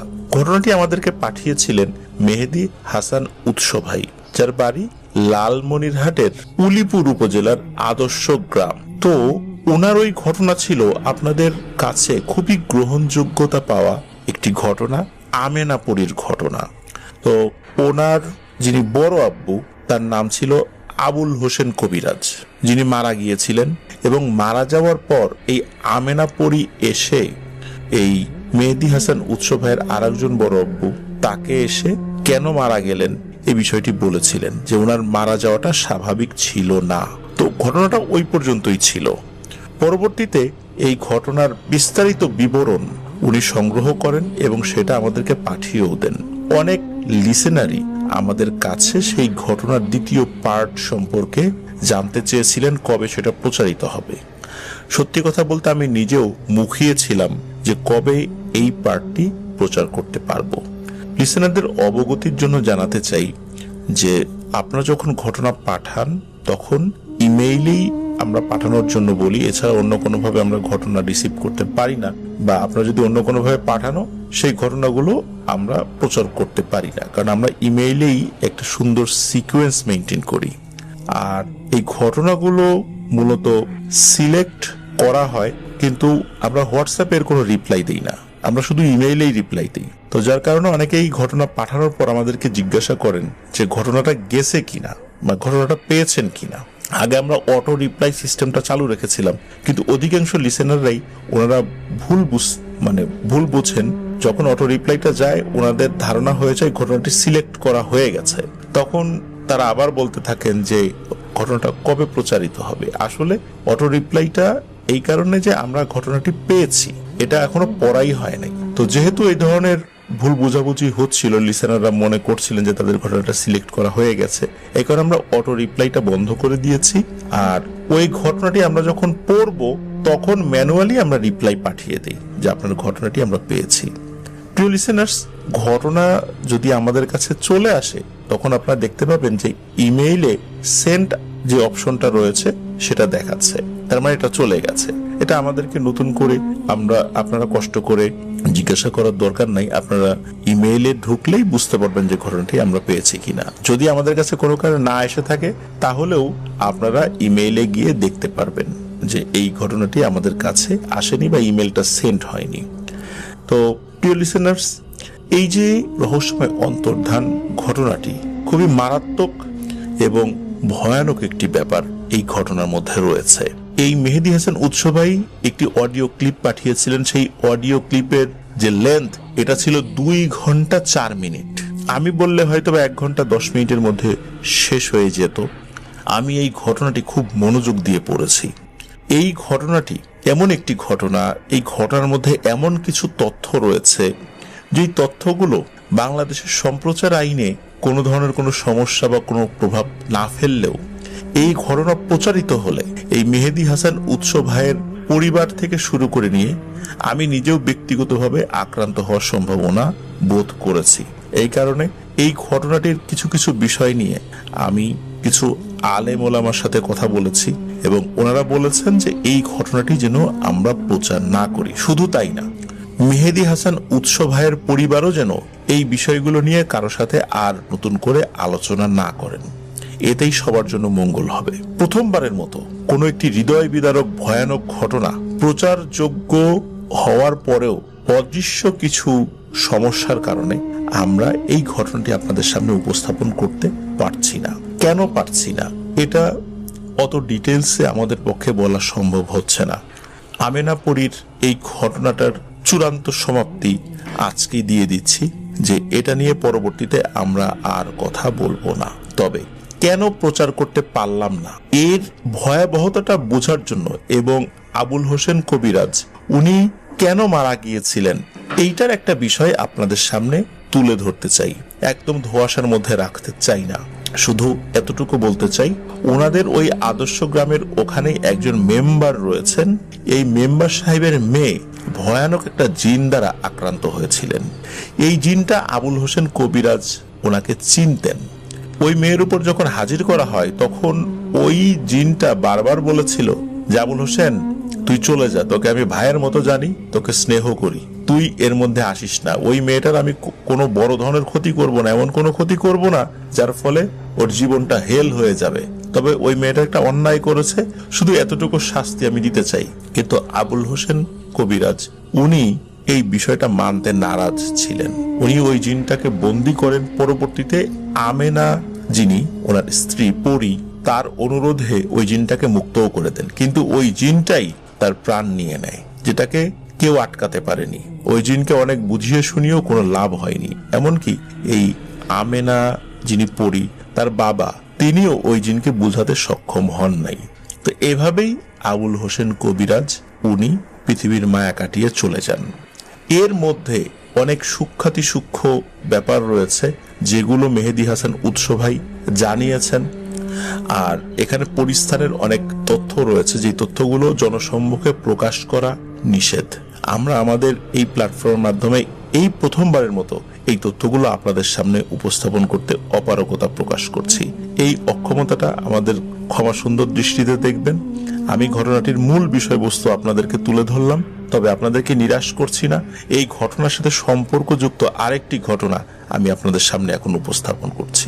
ঝালকাঠি জেলার রাজাপুর উপজেলার শুক্তাগড় ইউনিয়নের নারকেলবাড়িয়া গ্রামের এনামুল হক আবির ভাইয়ের কথা আপনাদের মনে রয়েছে। উনি কিন্তু একজন সাংবাদিক, বর্তমানে সাভারে থাকেন উনি। তো উনি ইতোপূর্বে যতগুলো ঘটনা আমাদেরকে পাঠিয়েছেন প্রত্যেকটি ঘটনার পুঙ্খানুপুঙ্খ বিবরণ আমাদেরকে দিয়েছেন এবং কোনো তথ্য প্রকাশ করতে নিষেধ করেননি যে এইটা বলা যাবে না, ওটা বলা যাবে না। ওনার বিবরণগুলো একদম পুঙ্খানুপুঙ্খ হয়ে থাকে। তো এই যে আবুল হোসেন কবিরাজ দাদা কেন মারা গেলেন, এই জিনিসটা আরো ভালো করে বোঝার জন্য এনামুল হক আবির ভাইয়ের এই ঘটনাটি আপনাদের সামনে উপস্থাপন করছি। আশা করছি আপনারা এই ঘটনা শুনলেই বুঝতে পারবেন। প্রিয় লিসেনার্স, আবারও বলছি, আমাদের এই অক্ষমতাটা ক্ষমা সুন্দর দৃষ্টিতে দেখবেন। আবুল হোসেন কবিরাজ এবং আমেনাপুরীর ঘটনার সমাপ্তি আজকেই আমি টেনে দিলাম। আপনারা অনেকে অনুরোধ করবেন ঘটনাটি শুনতে চান, কিন্তু প্রিয় লিসেনার্স, আমি উল্টো আপনাদেরকে অনুরোধ করব এই ঘটনাটি প্রকাশ করার মাধ্যম দিয়ে পুরো একটি পরিবার, জিনদের পুরো একটা গোত্র এবং ব্যক্তিগতভাবে আমি নিজেও বড় ধরনের ক্ষতির মুখোমুখি হতে পারি। এটা এতটা ভয়াবহ একটি ঘটনা। বলতে পারেন যে অনেক ঘটনা তো বলেছেন, এটা বলতে সমস্যা কি? না, এটা বলতে আসলেই সমস্যা রয়েছে। এটার ভয়াবহতাটা আমি বুঝতে পেরেই কিছু আলেম ওলামার সাথে কথা বলি, ওনারা এই জিনিসটা প্রকাশ করতে নিষেধ করে দিয়েছেন। এই জন্য আমি দ্বিতীয়বারের মতো বললাম যে আপনারা আমাদেরকে এই ঘটনা প্রচারে আর অনুরোধ করবেন না। আমাদের এই অক্ষমতাটা ক্ষমা সুন্দর দৃষ্টিতে দেখার জন্য আবারও অনুরোধ করলাম। প্রিয় লিসেনার্স, চলুন চলে যাব আমাদের এনামুল হক আবির ভাইয়ের পাঠানো সেই ঘটনাটি, যেই ঘটনাটি বড় দাদুর মৃত্যুর সাথে কিছুটা হলেও আপনারা কানেক্ট করতে পারবেন। শুরু করছি সেই ঘটনাটি। তো এই ঘটনাটি ওনাদের এলাকার, এই এনামুল হক আবির ভাইয়ের এলাকার প্রখ্যাত একজন আলেমে দিন, একজন রাকি, একজন পরোপকারী মহান ব্যক্তিত্ব, তার সম্পর্কে ঠিক আবুল হোসেন কবিরাজের মতোই তার নাম মাওলানা মোহাম্মদ মুজিবুল হক, তার সাথে ঘটেছিল। তিনি সাধারণত জিন ও পরীর সমস্যাজনিত কাজগুলো করতেন এবং আল্লাহর অশেষ রহমতে তার কাজের সফলতার হার ছিল শতকরা 100%। তার মানে ওনার আমল, আখলাক এবং ওনার কাজের যে ধরন, উনি কোনো কাজে হাত দিলে সেটাতে ব্যর্থ হতেন না। ঘটনার সময়কাল 1980 সাল। ঘটনাস্থল ঝালকাঠি জেলার রাজাপুর থানার রোলা গ্রাম থেকে শুরু। ওনাদের শুক্তাগার ইউনিয়নের নারকেলবাড়িয়া তার নিজ বাড়িতেই ঘটনাটির সমাপ্তি হয়েছিল। উক্ত ঘটনার যিনি বর্ণনা করেছেন, ওনার এই যে এনামুল হক আবির ভাইয়ের প্রয়াত মা মরহুমা শাহা ভানু বেগম। আর এই ঘটনাটি বর্ণনা করেছেন 2005 সালে। আর এই যে মাওলানা মুজিবুল হক সাহেব, উনি নিজে এই এনামুল হক আবির ভাইয়ের মায়ের সরাসরি শিক্ষক ছিলেন। আর এই ঘটনার বর্ণনাকারী আরেকজন আছেন, সেটা হলো এই আবির ভাইয়ের সেজো আপা, যার বিয়ে হয়েছে ওই রোলা ইউনিয়নের বারবাগপুর গ্রামে। যারা অত্র এলাকায় আছেন তারা এই প্লেসগুলো চেনেন। তো মাওলানা মুজিবুল হক নানু ছিলেন একজন বড় মাপের আলেম, দক্ষ রাকি। দুষ্টু জিন পরিসহ ভয়ঙ্কর পিশাচ যদি কাউকে আক্রমণ করত, যেখানে অন্য সব আলেম কিংবা রাকিদের দৌড় শেষ, সেখানে এই মাওলানা মুজিবুল হক সাহেবের শুরু। মাওলানা মুজিবুল হক সাহেবের যে গ্রামটা, এটা এই এনামুল হক আবিরের পার্শ্ববর্তী গ্রাম বারবাগপুরের হাজির হাট খোলা বাজারে। ওখানে ওনার একটা দোকান ছিল, যেখানে তার ব্যক্তিগত একটা চেম্বারও ছিল, যেখানে বসে তিনি তার দৈনন্দিন জীবনের সকল কাজকর্মগুলো করে থাকতেন। তার কাছে আসা বিভিন্ন ব্যক্তিদের জিন পরি রিলেটেড বিভিন্ন ধরনের সমস্যার চিকিৎসাও দিয়ে থাকতেন ওইখানে বসেই। এবার আসা যাক মূল ঘটনায়। সময়টা ছিল 1980 সালের ভাদ্র মাস। বৃষ্টি বিঘ্নিত রাস্তাঘাট তখন। আর রাস্তাঘাট ওই সময় অতটা উন্নত ছিল না, আশেপাশে প্রচুর বন জঙ্গলে ঘেরাও ছিল। আর বৃষ্টি হয়ে ওই সময়টাতে প্রচুর কাদা হয়ে গিয়েছিল আর কি, কাদায় মাখামাখি অবস্থা আর কি। এমন একদিনে পার্শ্ববর্তী গ্রাম রোলা থেকে কয়েকজন লোক আসে মাওলানা মুজিবুল হক সাহেবের কাছে। মাওলানা মুজিবুল হক সাহেব তার হাজিরহাট খোলা বাজারের চেম্বারেই বসেছিলেন তখন। তাদের সকল সমস্যার কথাগুলো খুলে বলেন তার কাছে। যে তাদের একজন ব্যক্তি, নাম হলো আব্দুর রহিম মিয়া, তার 50 বয়স্ক একজন স্ত্রী, যার নামটা বলেছেন। তো তিনি দীর্ঘদিন যাবৎ দুষ্টু পিশাচ বা বদজিন দ্বারা আক্রান্ত। তার এমন অবস্থা হয়েছে যে সংসার করা তো দূরের কথা, এই জিনের প্রভাবে উনি উন্মাদের মতো হয়ে গেছেন। শরীরে ঠিক মতো কাপড়ই রাখতে পারেন না। ছেলে মেয়েও বড় হয়ে গেছে। এখন যদি এই অবস্থা হয় তাহলে মান সম্মান সব ধুলোয় মিশে যাবে। এছাড়াও উক্ত পরিবারটির অবস্থা যেন একদম নরকে পরিণত হয়েছে। আর এমন কষ্ট আসলে মেনে নেওয়া সম্ভব নয়। তারা আরো বলেন যে হুজুর, এ পর্যন্ত অনেক ওঝা কবিরাজ দেখিয়েছি, কোনো কাজ হয়নি। সর্বোচ্চ 2 মাস ভালো থাকতো, তারপর আবার শুরু হয় ঝামেলা এবং নতুন করে যখন ঝামেলা শুরু হয় তখন আগের বারের থেকে আরো ভয়ঙ্কর অবস্থা হয়। এক এক করে সকল ওঝা কবিরাজি হার মানতে বাধ্য হয়েছেন। এখন এমন একটা অবস্থা হয়েছে যে এই যে রহিম মিয়া, ওনার স্ত্রীকে এখন শেকল দিয়ে বেঁধে রাখতে হয়। আর যদি বেঁধে না রাখা হয় তাহলে একদম বিবস্ত্র অবস্থায় এই গ্রাম ও গ্রাম ছুটে বেড়ায়। তাদের কথা শুনে মাওলানা মুজিবুল হক সাহেব খুব রাগান্বিত হন ওই দুষ্টু পিশাচ জিনের উপর। তিনি তাদেরকে জানিয়ে দেন, আমি আগামীকাল আপনাদের বাড়িতে আসব, আপনারা সকল প্রস্তুতি নিয়ে রাখবেন। কথাবার্তা শেষে তারা নিজ নিজ বাড়িতে চলেও যান। বলে রাখা ভালো, এই মাওলানা মুজিবুল হক সাহেব এমন একজন রাকি ছিলেন যে তিনি যে কোনো রোগীর চিকিৎসা করতে যখন যেতেন ওই রোগীর উপর ভর করা জিনদের শুধু একবার আদেশ করতেন, তুই যাবি কিনা বল। ওই যে অনেকক্ষণ কথাবার্তা, অনেকক্ষণ বুঝিয়ে শুনিয়ে সরিয়ে দেওয়া, বিষয়টা এরকম না, একবার আদেশ করতেন। আর তার কথা না শুনলে দ্বিতীয়বার রুকিয়ার মাধ্যমে সরাসরি জ্বালিয়ে হত্যা করে ফেলতেন ওই জিনকে। এই কারণে মাওলানা মুজিবুল হক নানুর নাম শুনলেই যত বড় শক্তিশালী জিন কিংবা পিশাচি হোক না কেন তাৎক্ষণিক ওই রোগীকে ছেড়ে পালিয়ে যেতে বাধ্য হতো, আর কখনোই আসতো না তার কাছে। তো যাই হোক, কথা মতো পরের দিন এই মাওলানা মুজিবুল হক নানু ওই রোগীর বাড়িতে যান এবং ওই রোগীকে তার সামনে নিয়ে আসতে বলেন। যাওয়ার পর তো মাওলানা মুজিবুল হক সাহেব উক্ত রোগীর উপর রুকিয়া শুরু করে দেন। এর কিছুক্ষণ পরেই ওই নারীর উপর আছর করা ভয়ঙ্কর পিশাচ জিনকে হাজির করতে উনি বাধ্য করেন। এর এক পর্যায়ে তিনি ওই ভয়ঙ্কর পিশাচ জিনের কাছে জানতে চান যে তুমি কেন একে এভাবে বিরক্ত করছো, এত কষ্ট দিচ্ছ। এই প্রশ্নের উত্তরে ওই পিশাচ জিনটি বলে যে আমি ওকে ধরেছি, এটা আমার ইচ্ছা, আমি ওকে ছাড়বো কি ছাড়বো না এটাও আমার ইচ্ছা। আর মনে রেখো মাওলানা, আমি ওকে কখনো ছাড়বো না, আমার মৃত্যু ব্যতীত কেউ আমাকে ওর কাছ থেকে আলাদা করতে পারবে না। কেন ধরেছি, কিভাবে ধরেছি, এই সমস্ত প্রশ্নের উত্তর আমি তোমাকে দেব না মাওলানা। এই ধরনের ঔদ্ধত্যপূর্ণ কথা শুনে মাওলানা মুজিবুল হক সাহেব খুব রাগান্বিত হন এবং হুঙ্কার দিয়ে বলেন যে তুই জানিস তুই কার সামনে দাঁড়িয়ে কথা বলছিস। তখন ওই পিশাচ জিন এই মুজিবুল হক নানুকে বলেন যে মাওলানা, আমি তোমার সম্পর্কে খুব ভালো করেই জানি, কিন্তু তুমি আমার সম্পর্কে জানো না। আমি হচ্ছি আমার পুরো অঞ্চলের জিনদের যে বাদশা তার একমাত্র ছেলে। তোমাকে হয়তো অনেক সাধারণ জিন ভয় করতে পারে, তুমি সাধারণ জিনকে এখন পর্যন্ত শাস্তি দিয়েছ, বড়জোর মাঝারি পর্যায়ের শক্তিশালী জিনকে তোমরা শাস্তি দিয়েছ। ওই মাঝারি পর্যায়ের শক্তিশালী জিনগুলোকে তোমরা অনেক শক্তিশালী জিন ভাবো, তবে তুমি আমাকে চিনতে পারো নাই। আমি কোনো সাধারণ জিন না যে তোমাকে ভয় পাবো, আর আমি যাব না একে ছেড়ে। ওই পিশাচ জিনের এমন কথা শুনে মাওলানা মুজিবুল হক সাহেব বেশ অবাক হয়ে যান। কারণ হলো তার বহুদিনের এই চিকিৎসা বিদ্যার যেই বিভিন্ন ঘটনাগুলো রয়েছে তার মধ্যে এই ঘটনাটা একদম নতুন মনে হচ্ছিল তার কাছে। তখন মাওলানা মুজিবুল হক সাহেব ওই স্থানেই পবিত্র কোরআনে বিভিন্ন আয়াত পড়ে রুকিয়ার মাধ্যমে ওই জিনকে হত্যা করে ফেলেন। এরপর মাওলানা মুজিবুল হক সাহেব ওই ভদ্র মহিলার চিকিৎসা সম্পূর্ণ করে তার হাটখোলা বাজারের নিজস্ব চেম্বারে চলে আসেন। তখন একদম শেষ বিকাল হয়ে গেছে। এরপর তিনি আরো টুকটাক কাজ করে তার দোকান চেম্বার বন্ধ করতে করতে রাত প্রায় 9টা বেজে যায়। চারদিকে শুনশান নীরবতা, নির্জন রাত, জনমানব শূন্য পুরো এলাকা। এছাড়াও টিপটিপ বৃষ্টি হচ্ছে বাইরে। তখন তিনি বাড়ির উদ্দেশ্যে রওনা হবেন ভাব, এমন সময় তিনি দেখেন কোথা থেকে যেন হঠাৎ ভয়ঙ্কর দানব আকৃতির দেহ নিয়ে শত শত বিশাল আকৃতির দানব এসে তার সামনে হাজির হয়। তাদের কারোরই মাথা ছিল না, আর এগুলো যখন হাঁটছিল মনে হচ্ছিল সমস্ত এলাকায় যেন ভূমিকম্প হচ্ছে। দানবগুলোর গর্জনে যেন আকাশ বাতাস প্রকম্পিত হচ্ছিল। তবুও মুজিবুল হক নানু উনি ভয় না পেয়ে নিজেকে স্বাভাবিক রাখার চেষ্টা করেন। তিনি দেখেন হঠাৎ করে এই দানবগুলো রাস্তার দুই ধারে চলে গেল, মাঝখান দিয়ে মনে হচ্ছে কারো আসার জন্য রাস্তা ছেড়ে দিল। তিনি দেখেন যতটুকু রাস্তা ছেড়ে দিয়েছে ওই দিক দিয়ে দুটো খাটিয়া নিয়ে তার দিকে এগিয়ে আসছে ভয়ঙ্কর কিছু দানব। দুটো খাটিয়ার একটিতে বিশাল আকৃতির একটি ডেড বডি রয়েছে আর অন্যটি খালি। তখন হঠাৎ করেই এর মধ্যে থেকে একজন বলে ওঠে, মুজিবুল, তুই কি কাজটি ভালো করেছিস? তুই কি কাজটি ঠিক করেছিস? তুই আমার একমাত্র সন্তানকে হত্যা করেছিস।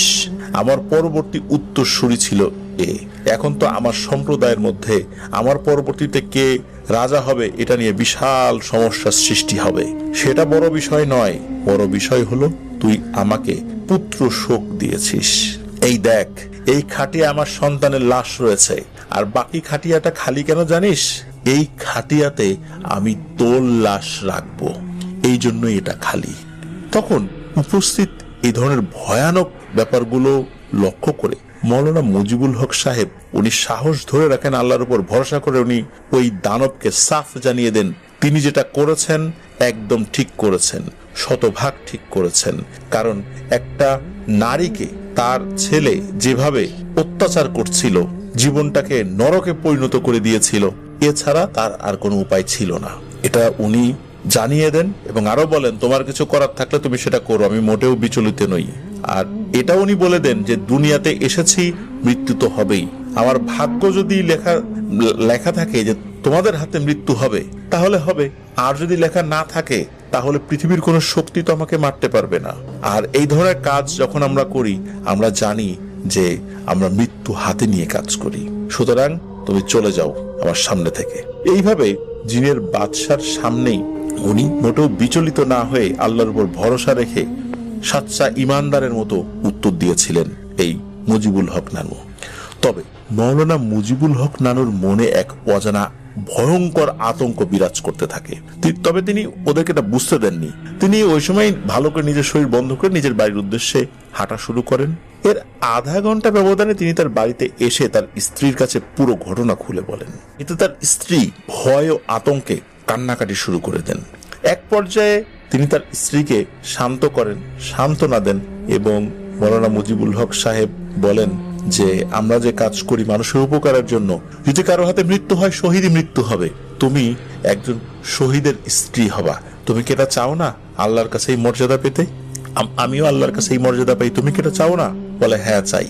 তাহলে কান্নাকাটি করো না, আমরা জীবনটা হাতে নিয়ে মানুষের উপকার করি, এই কাজে ঝুঁকি থাকবেই। যারা জীবনকে হাতে নিয়ে কাজ করতে পারবে না, তারা কখনো রাখি হিসাবে মানুষের উপকার করতে পারবে না। মৃত্যু হাতে নিয়ে এই কাজ শুরু করেছিলাম, মৃত্যুতেই যদি সমাপ্তি হয় হবে, চিন্তা করো না। তো এভাবে ওনার স্ত্রীকে উনি সান্ত্বনা দেন। তবে ওনার স্ত্রী মুজিবুল হক নানুর চোখে মুখে ভয়ঙ্কর এক আতঙ্ক দেখেছিলেন, যেটা আগে কখনো উনি দেখেননি। এর কিছু সময় পরেই শুরু হয় মৌলানা মুজিবুল হক নানুর বাড়ি কেন্দ্রিক ভয়ঙ্কর ঝড় তুফান।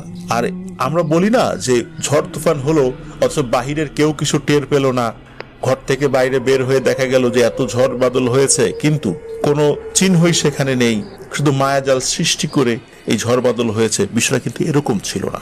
সত্যি সত্যি তার বাড়িতে ভয়ানক ঝড় তুফান শুরু হয়ে যায়। আর এই ঝড় তুফানে উপড়ে পড়ে ওনার বাড়িতে থাকা শতবর্ষী বেশ কয়েকটি পুরনো গাছ, চারদিকে ভেঙে চুরে একদম মেসাকার হয়ে যায়। সাথে ভয়ঙ্কর গর্জন, মনে হচ্ছে কারো যেন অনেক রাগ ক্ষোভ ছাড়ছে এবং গাছপালাগুলো ধরে ধরে উপড়ে ছুঁড়ে ফেলছে।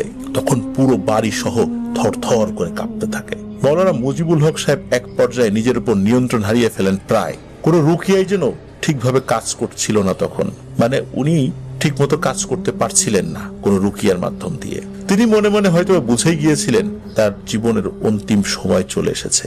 এক পর্যায়ে মৌলানা মুজিবুল হক নানু দোয়া কালাম পড়তে থাকেন আর আস্তে আস্তে পরিস্থিতি শান্ত হতে থাকে।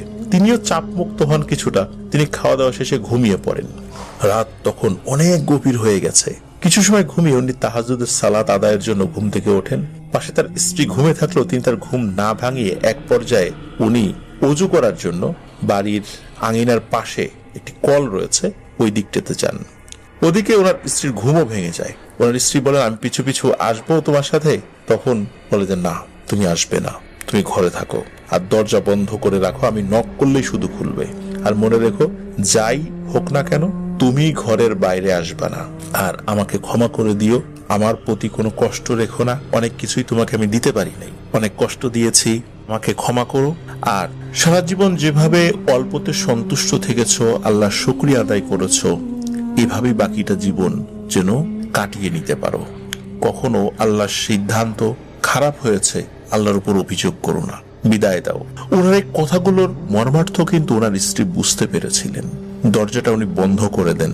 দরজা বন্ধ করতে চাচ্ছিলেন না, তারপরও এই মুজিবুল হক নানুর বারবার বলার পর দরজা বন্ধ করে দেন এবং বলেন যে উনি যদি ফেরত আসেন, যদি শব্দটা যদি ফেরত আসেন দরজা নক করেন তাহলে যেন দরজা খোলে, এছাড়া কোনোভাবেই যেন দরজা না খোলেন। তো ওনার স্ত্রী দরজাটা বন্ধ করার সাথে সাথে রাজ্যের ঘুম যেন ওনার চোখে এসে পড়ে। হঠাৎ করে মনে হচ্ছে দুনিয়ার সকল মানুষের ঘুম ওনার চোখে এসে ঝাঁপিয়ে পড়েছে। উনি কোনো মতে বিছানার কাছে গিয়েছেন, এরপরে কখন যে ঘুমিয়ে পড়েছেন উনি নিজেও জানেন না। এর বেশ কিছু সময় পর বিকট এক আর্তনাদ ওনার কানে আসে, তখন আর ঘুম ভেঙে যায়। উনি তার তড়িঘড়ি করে ঘুম থেকে উঠে দরজাটা খুলে ফেলেন। দরজা খোলা নিষেধ ছিল, তারপর উনি দরজা খুলেন, দেখেন তার স্বামী মৌলানা মুজিবুল হক পড়ে আছেন উঠোনে, আর ওনার ঘাড় ভাঙা, মুখ দিয়ে তাজা রক্ত গড়িয়ে পড়ছে। এই দৃশ্য দেখে উনি জোরে চিৎকার দিয়ে বেহুশ হয়ে পড়ে যান। তার চিৎকার শুনে আশেপাশের প্রতিবেশীরা চলে আসেন, এসে তার জ্ঞান ফেরত আনার চেষ্টা করেন। জ্ঞান ফেরত আসে। সবচাইতে অদ্ভুত ব্যাপার হলো যে এই যে ঝড়ে বড় বড় গাছপালা উপড়ে পড়েছে, এত সব ঘটনা ঘটেছে, শুধু ওই বাড়ির লোকজন টের পেয়েছেন, আশপাশের লোকজন স্বাভাবিক ঝড় বাদল মনে করেছেন। কারণ ওই সময়টা বৃষ্টির সময় ছিল, টুকটাক বড়সড় বাতাস হতো, কিন্তু একদম যে কিছুই বুঝতে পারেননি বিষয়টা এরকম নয়। আর এত বড় বড় গাছপালা উপড়ে পড়া, এটা কিন্তু মোটেও সহজ ব্যাপার নয়। সিডরের সময় অনেক বড় বড় গাছপালা উপড়ে গিয়েছিল। ওই সিডর থেকেও বড় ধরনের বাতাস যদি হয়, ঝড় হয়, তবে শুধু এই বড় গাছপালাগুলো পড়তে পারে। আশেপাশের লোকজন বাতাসের অনুভূতি টের পেলেও এত জোরে বাতাস হয়েছে এটা বুঝতে পারেননি। আর ওখানে যে এত জোরে বাতাস হয়েছে, ওই বাড়ির আশেপাশে এই চিহ্নগুলো পড়েছিল যে এরকম একটা ঝড় হয়েছে। তো এভাবে চিরদিনের জন্য পৃথিবীর মায়া ত্যাগ করে মানুষের ভালোবাসা নিয়ে লক্ষ লক্ষ মানুষের বিপদের বন্ধু, পরোপকারী, প্রখ্যাত আলেম মৌলানা মুজিবুল হক নানু আল্লাহর কাছে চলেছেন। আল্লাহ ওনার ভুল ত্রুটিগুলো ক্ষমা করুক, জান্নাতুল ফিরদৌসের উচ্চ মাকাম দান করুক। আর পরোপকারী ব্যক্তি, ওনারা কখনোই নিজের জীবনের পরোয়া করেন না। ঠিক যেমন মৌলানা মুজিবুল হক সাহেব নানু, উনি পরোয়া করেননি, এমন ভাবেই পরোয়া করেননি আবুল হোসেন কবিরাজ। আমি ওনার মৃত্যুর সাথে সম্পর্ক যুক্ত এই ঘটনাটি আপনাদের সামনে উপস্থাপন করলাম। প্রিয় লিসেনার্স, আশা করি বুঝতে পেরেছেন যে কিভাবে ওনার মৃত্যু হয়েছে। শুধু এতটুকুই বুঝে নেবেন, এর বাইরে আর কিছু আমরা বলতে পারলাম না। আমাদের এই অক্ষমতাটা ক্ষমা সুন্দর দৃষ্টিতে দেখবেন। আবারও বলছি, বারবার বলছি, প্রিয় লিসেনার্স, আমরা এই এপিসোডের শেষ দিকে চলে এসেছি। আমাদের 2 লক্ষ সাবস্ক্রাইবার্সের যেই মাইল ফলক, এটি পূর্ণ হওয়ার দ্বার প্রান্তে চলে এসেছি। যারা এখনো আমাদের চ্যানেল সাবস্ক্রাইব করেননি তারা দ্রুত সাবস্ক্রাইব করে ফেলবেন, আর আপনাদের পরিচিত বন্ধু বান্ধব যারা রয়েছেন তাদেরকে আমাদের চ্যানেল সম্পর্কে জানাবেন। আমরা চেষ্টা করি সত্য ভয়ের ঘটনা আপনাদের সামনে তুলে ধরার জন্য। কতটুকু পারি জানি না, কারণ আমরা বিশ্বাস করি আপনারা যারা ঘটনা পাঠান তারা সত্য ভয়ের ঘটনাই পাঠান, কেউ বানিয়ে বানিয়ে বা কোনো মিথ্যা ঘটনা আমাদেরকে পাঠান না। এই বিশ্বাসটা আমরা ধরে রাখতে চাই, এই আমানতটা আপনারাও যেন হেফাজত করতে পারেন, আপনাদের জন্য আমরা সেই দোয়া করি। আর সব ঘটনার সত্যতা আমরা ফিল্ডে গিয়ে নিশ্চিত হতে পারি না, এটা কেউ পারবে না, যার কারণে এটা আমাদের একটা অক্ষমতা। এই অক্ষমতাটা আপনারা ক্ষমা সুন্দর দৃষ্টিতে দেখবেন। প্রিয় listeners, Afnan the horror world ইতোমধ্যেই অনেক মানুষের কাছে আলহামদুলিল্লাহ পৌঁছে গিয়েছে। বাংলাদেশের অনেক প্রফেশনের মানুষ যারা আফনান দ্য হরর ওয়ার্ল্ড শোনেন, আমি জানি না অন্য কোনো চ্যানেল এই সমস্ত প্রফেশনের মানুষদের কাছে এখনো যেতে পেরেছেন কিনা, হয়তো বা গিয়েছেন, কিন্তু যখন দেখি বিশ্ববিদ্যালয়ের শিক্ষকরাও আমাদেরকে ইমেল করছেন, নাম করা স্বনামধন্য সমস্ত বিশ্ববিদ্যালয়ের টিচাররা আমাদেরকে ইমেল করেন যে ওনারাও এত কর্মব্যস্ততার মাঝেও আফনান দ্য হরর ওয়ার্ল্ড কিছুটা হলেও মাঝে মাঝে শোনেন, এটা আমাদের জন্য অনেক বড় পাওয়া। তারপর বিভিন্ন ধরনের শ্রেণী পেশা, একদম টপ টু বটম, রাষ্ট্রের গুরুত্বপূর্ণ পদে থাকা ব্যক্তি থেকে শুরু করে নিয়ে একদম খেটে খাওয়া মানুষরাও আমাদের এই চ্যানেলটা শোনেন, বিভিন্নভাবে আমাদেরকে ইমেল করেন। খুব ভালো লাগে। সত্যি আমার কাছে মনে হয়েছে যে যেই লক্ষ্য উদ্দেশ্য নিয়ে শুরু করেছিলাম, আলহামদুলিল্লাহ আমরা মানুষের দোরগোড়ায় পৌঁছে যেতে পেরেছি। আল্লাহ আমাদেরকে আরো সামনের দিকে এগিয়ে নিয়ে যান, এই দোয়া যেমন করি। আল্লাহ আমাদের প্রত্যেকটা লিসেনারকে সুস্থ রাখুন, ভালো রাখুন, এই দোয়াও করি। প্রিয় লিসেনার, সামনে আমরা আরো কিছু ফিচার্স নিয়ে আসছি, আরো কিছু পরিকল্পনা রয়েছে, ধাপে ধাপে সেগুলো আমরা বাস্তবায়ন করব। তবে এগুলো এতটা সহজ ব্যাপার নয় যেটা বাইরে থেকে যতটা সহজ মনে হয়। যেহেতু আমি একটা নির্দিষ্ট প্রফেশনে রয়েছি, আমার পরিবার রয়েছে, তো সেটাই মূল বিষয়। এর ভিতর থেকে সময় বের করে আফরান দ্য হোল ওয়ার্ল্ড প্রতিনিয়ত চালিয়ে নিয়ে যাচ্ছি। আলহামদুলিল্লাহ, আপনাদের ভালোবাসা পাচ্ছি, ঘটনা পাচ্ছি, শুভেচ্ছা পাচ্ছি। আল্লাহ যদি কখনো আমাকে এই পৃথিবী থেকে নিয়েও যান, তাহলে আফরান দ্য হোল ওয়ার্ল্ডের সত্য ভয়ের ঘটনাগুলো প্রকাশ যেন বন্ধ না হয়। অন্য কেউ যদি আফরান দ্য হোল ওয়ার্ল্ডের হাত ধরেন, তাকেও আপনারা একই রকম ভাবে সাপোর্ট করবেন, এই অনুরোধ আপনাদের প্রতি থাকবে। কারণ আমরা যেহেতু জন্ম নিয়েছি, মৃত্যু আমাদের হবেই। এখন হোক, একটু পরে হোক, আজ হোক, কাল হোক, হবেই। সুতরাং যে কোনো মৃত্যু আমাদেরকে মেনে নিতে হবে। এই জন্য বলছি যে কখনো যদি আমার কণ্ঠ স্তব্ধও হয়ে যায়, অন্য কেউ যদি আফরান দ্য হোল ওয়ার্ল্ডের হাল ধরেন, তাকেও আপনারা একই রকম ভাবে ভালোবাসবেন, সাপোর্ট দেবেন। কারণ সত্য ভয়ের ঘটনা প্রকাশের সাথে সাথে আমরা আপনাদেরকে কিছু কিছু মেসেজ দিতে চাই। সেই মেসেজগুলো আপনারা ধারণ করবেন, আর আমাদের ভুল ত্রুটি হলে সেগুলো আমাদেরকে ধরিয়ে দেওয়ার চেষ্টা করবেন। আমরা সেগুলো ইনশাল্লাহ শুধরে নেওয়ার চেষ্টা করব। প্রিয় লিসেনার্স, আজকের এপিসোড শেষ করতে চাই। যারা ঘটনা পাঠিয়েছেন অসংখ্য ধন্যবাদ জানাচ্ছি। 2 লক্ষ সাবস্ক্রাইবার্স উপলক্ষে আমরা একটি স্পেশাল এপিসোড করব। সেই সাথে 100তম এপিসোড উপলক্ষেও প্রবাসী ভাইদের ঘটনাবলী নিয়ে আমরা একটি স্পেশাল এপিসোড নিয়ে আসছি খুব তাড়াতাড়ি ইনশাআল্লাহ। সবাই ভালো থাকবেন, সুস্থ থাকবেন, আমার জন্য দোয়া করবেন, আমার পরিবারের জন্য দোয়া করবেন, আপনাদের জন্য দোয়া রইল, আপনাদের পরিবারের প্রত্যেকের জন্য দোয়া রইল। মহান আল্লাহ সুবহানাহু ওয়া তাআলা আমাদেরকে ভালো রাখুন, সুস্থ রাখুন, নিরাপদে রাখুন, আফরান দ্য হোল ওয়ার্ল্ডের সাথে রাখুন।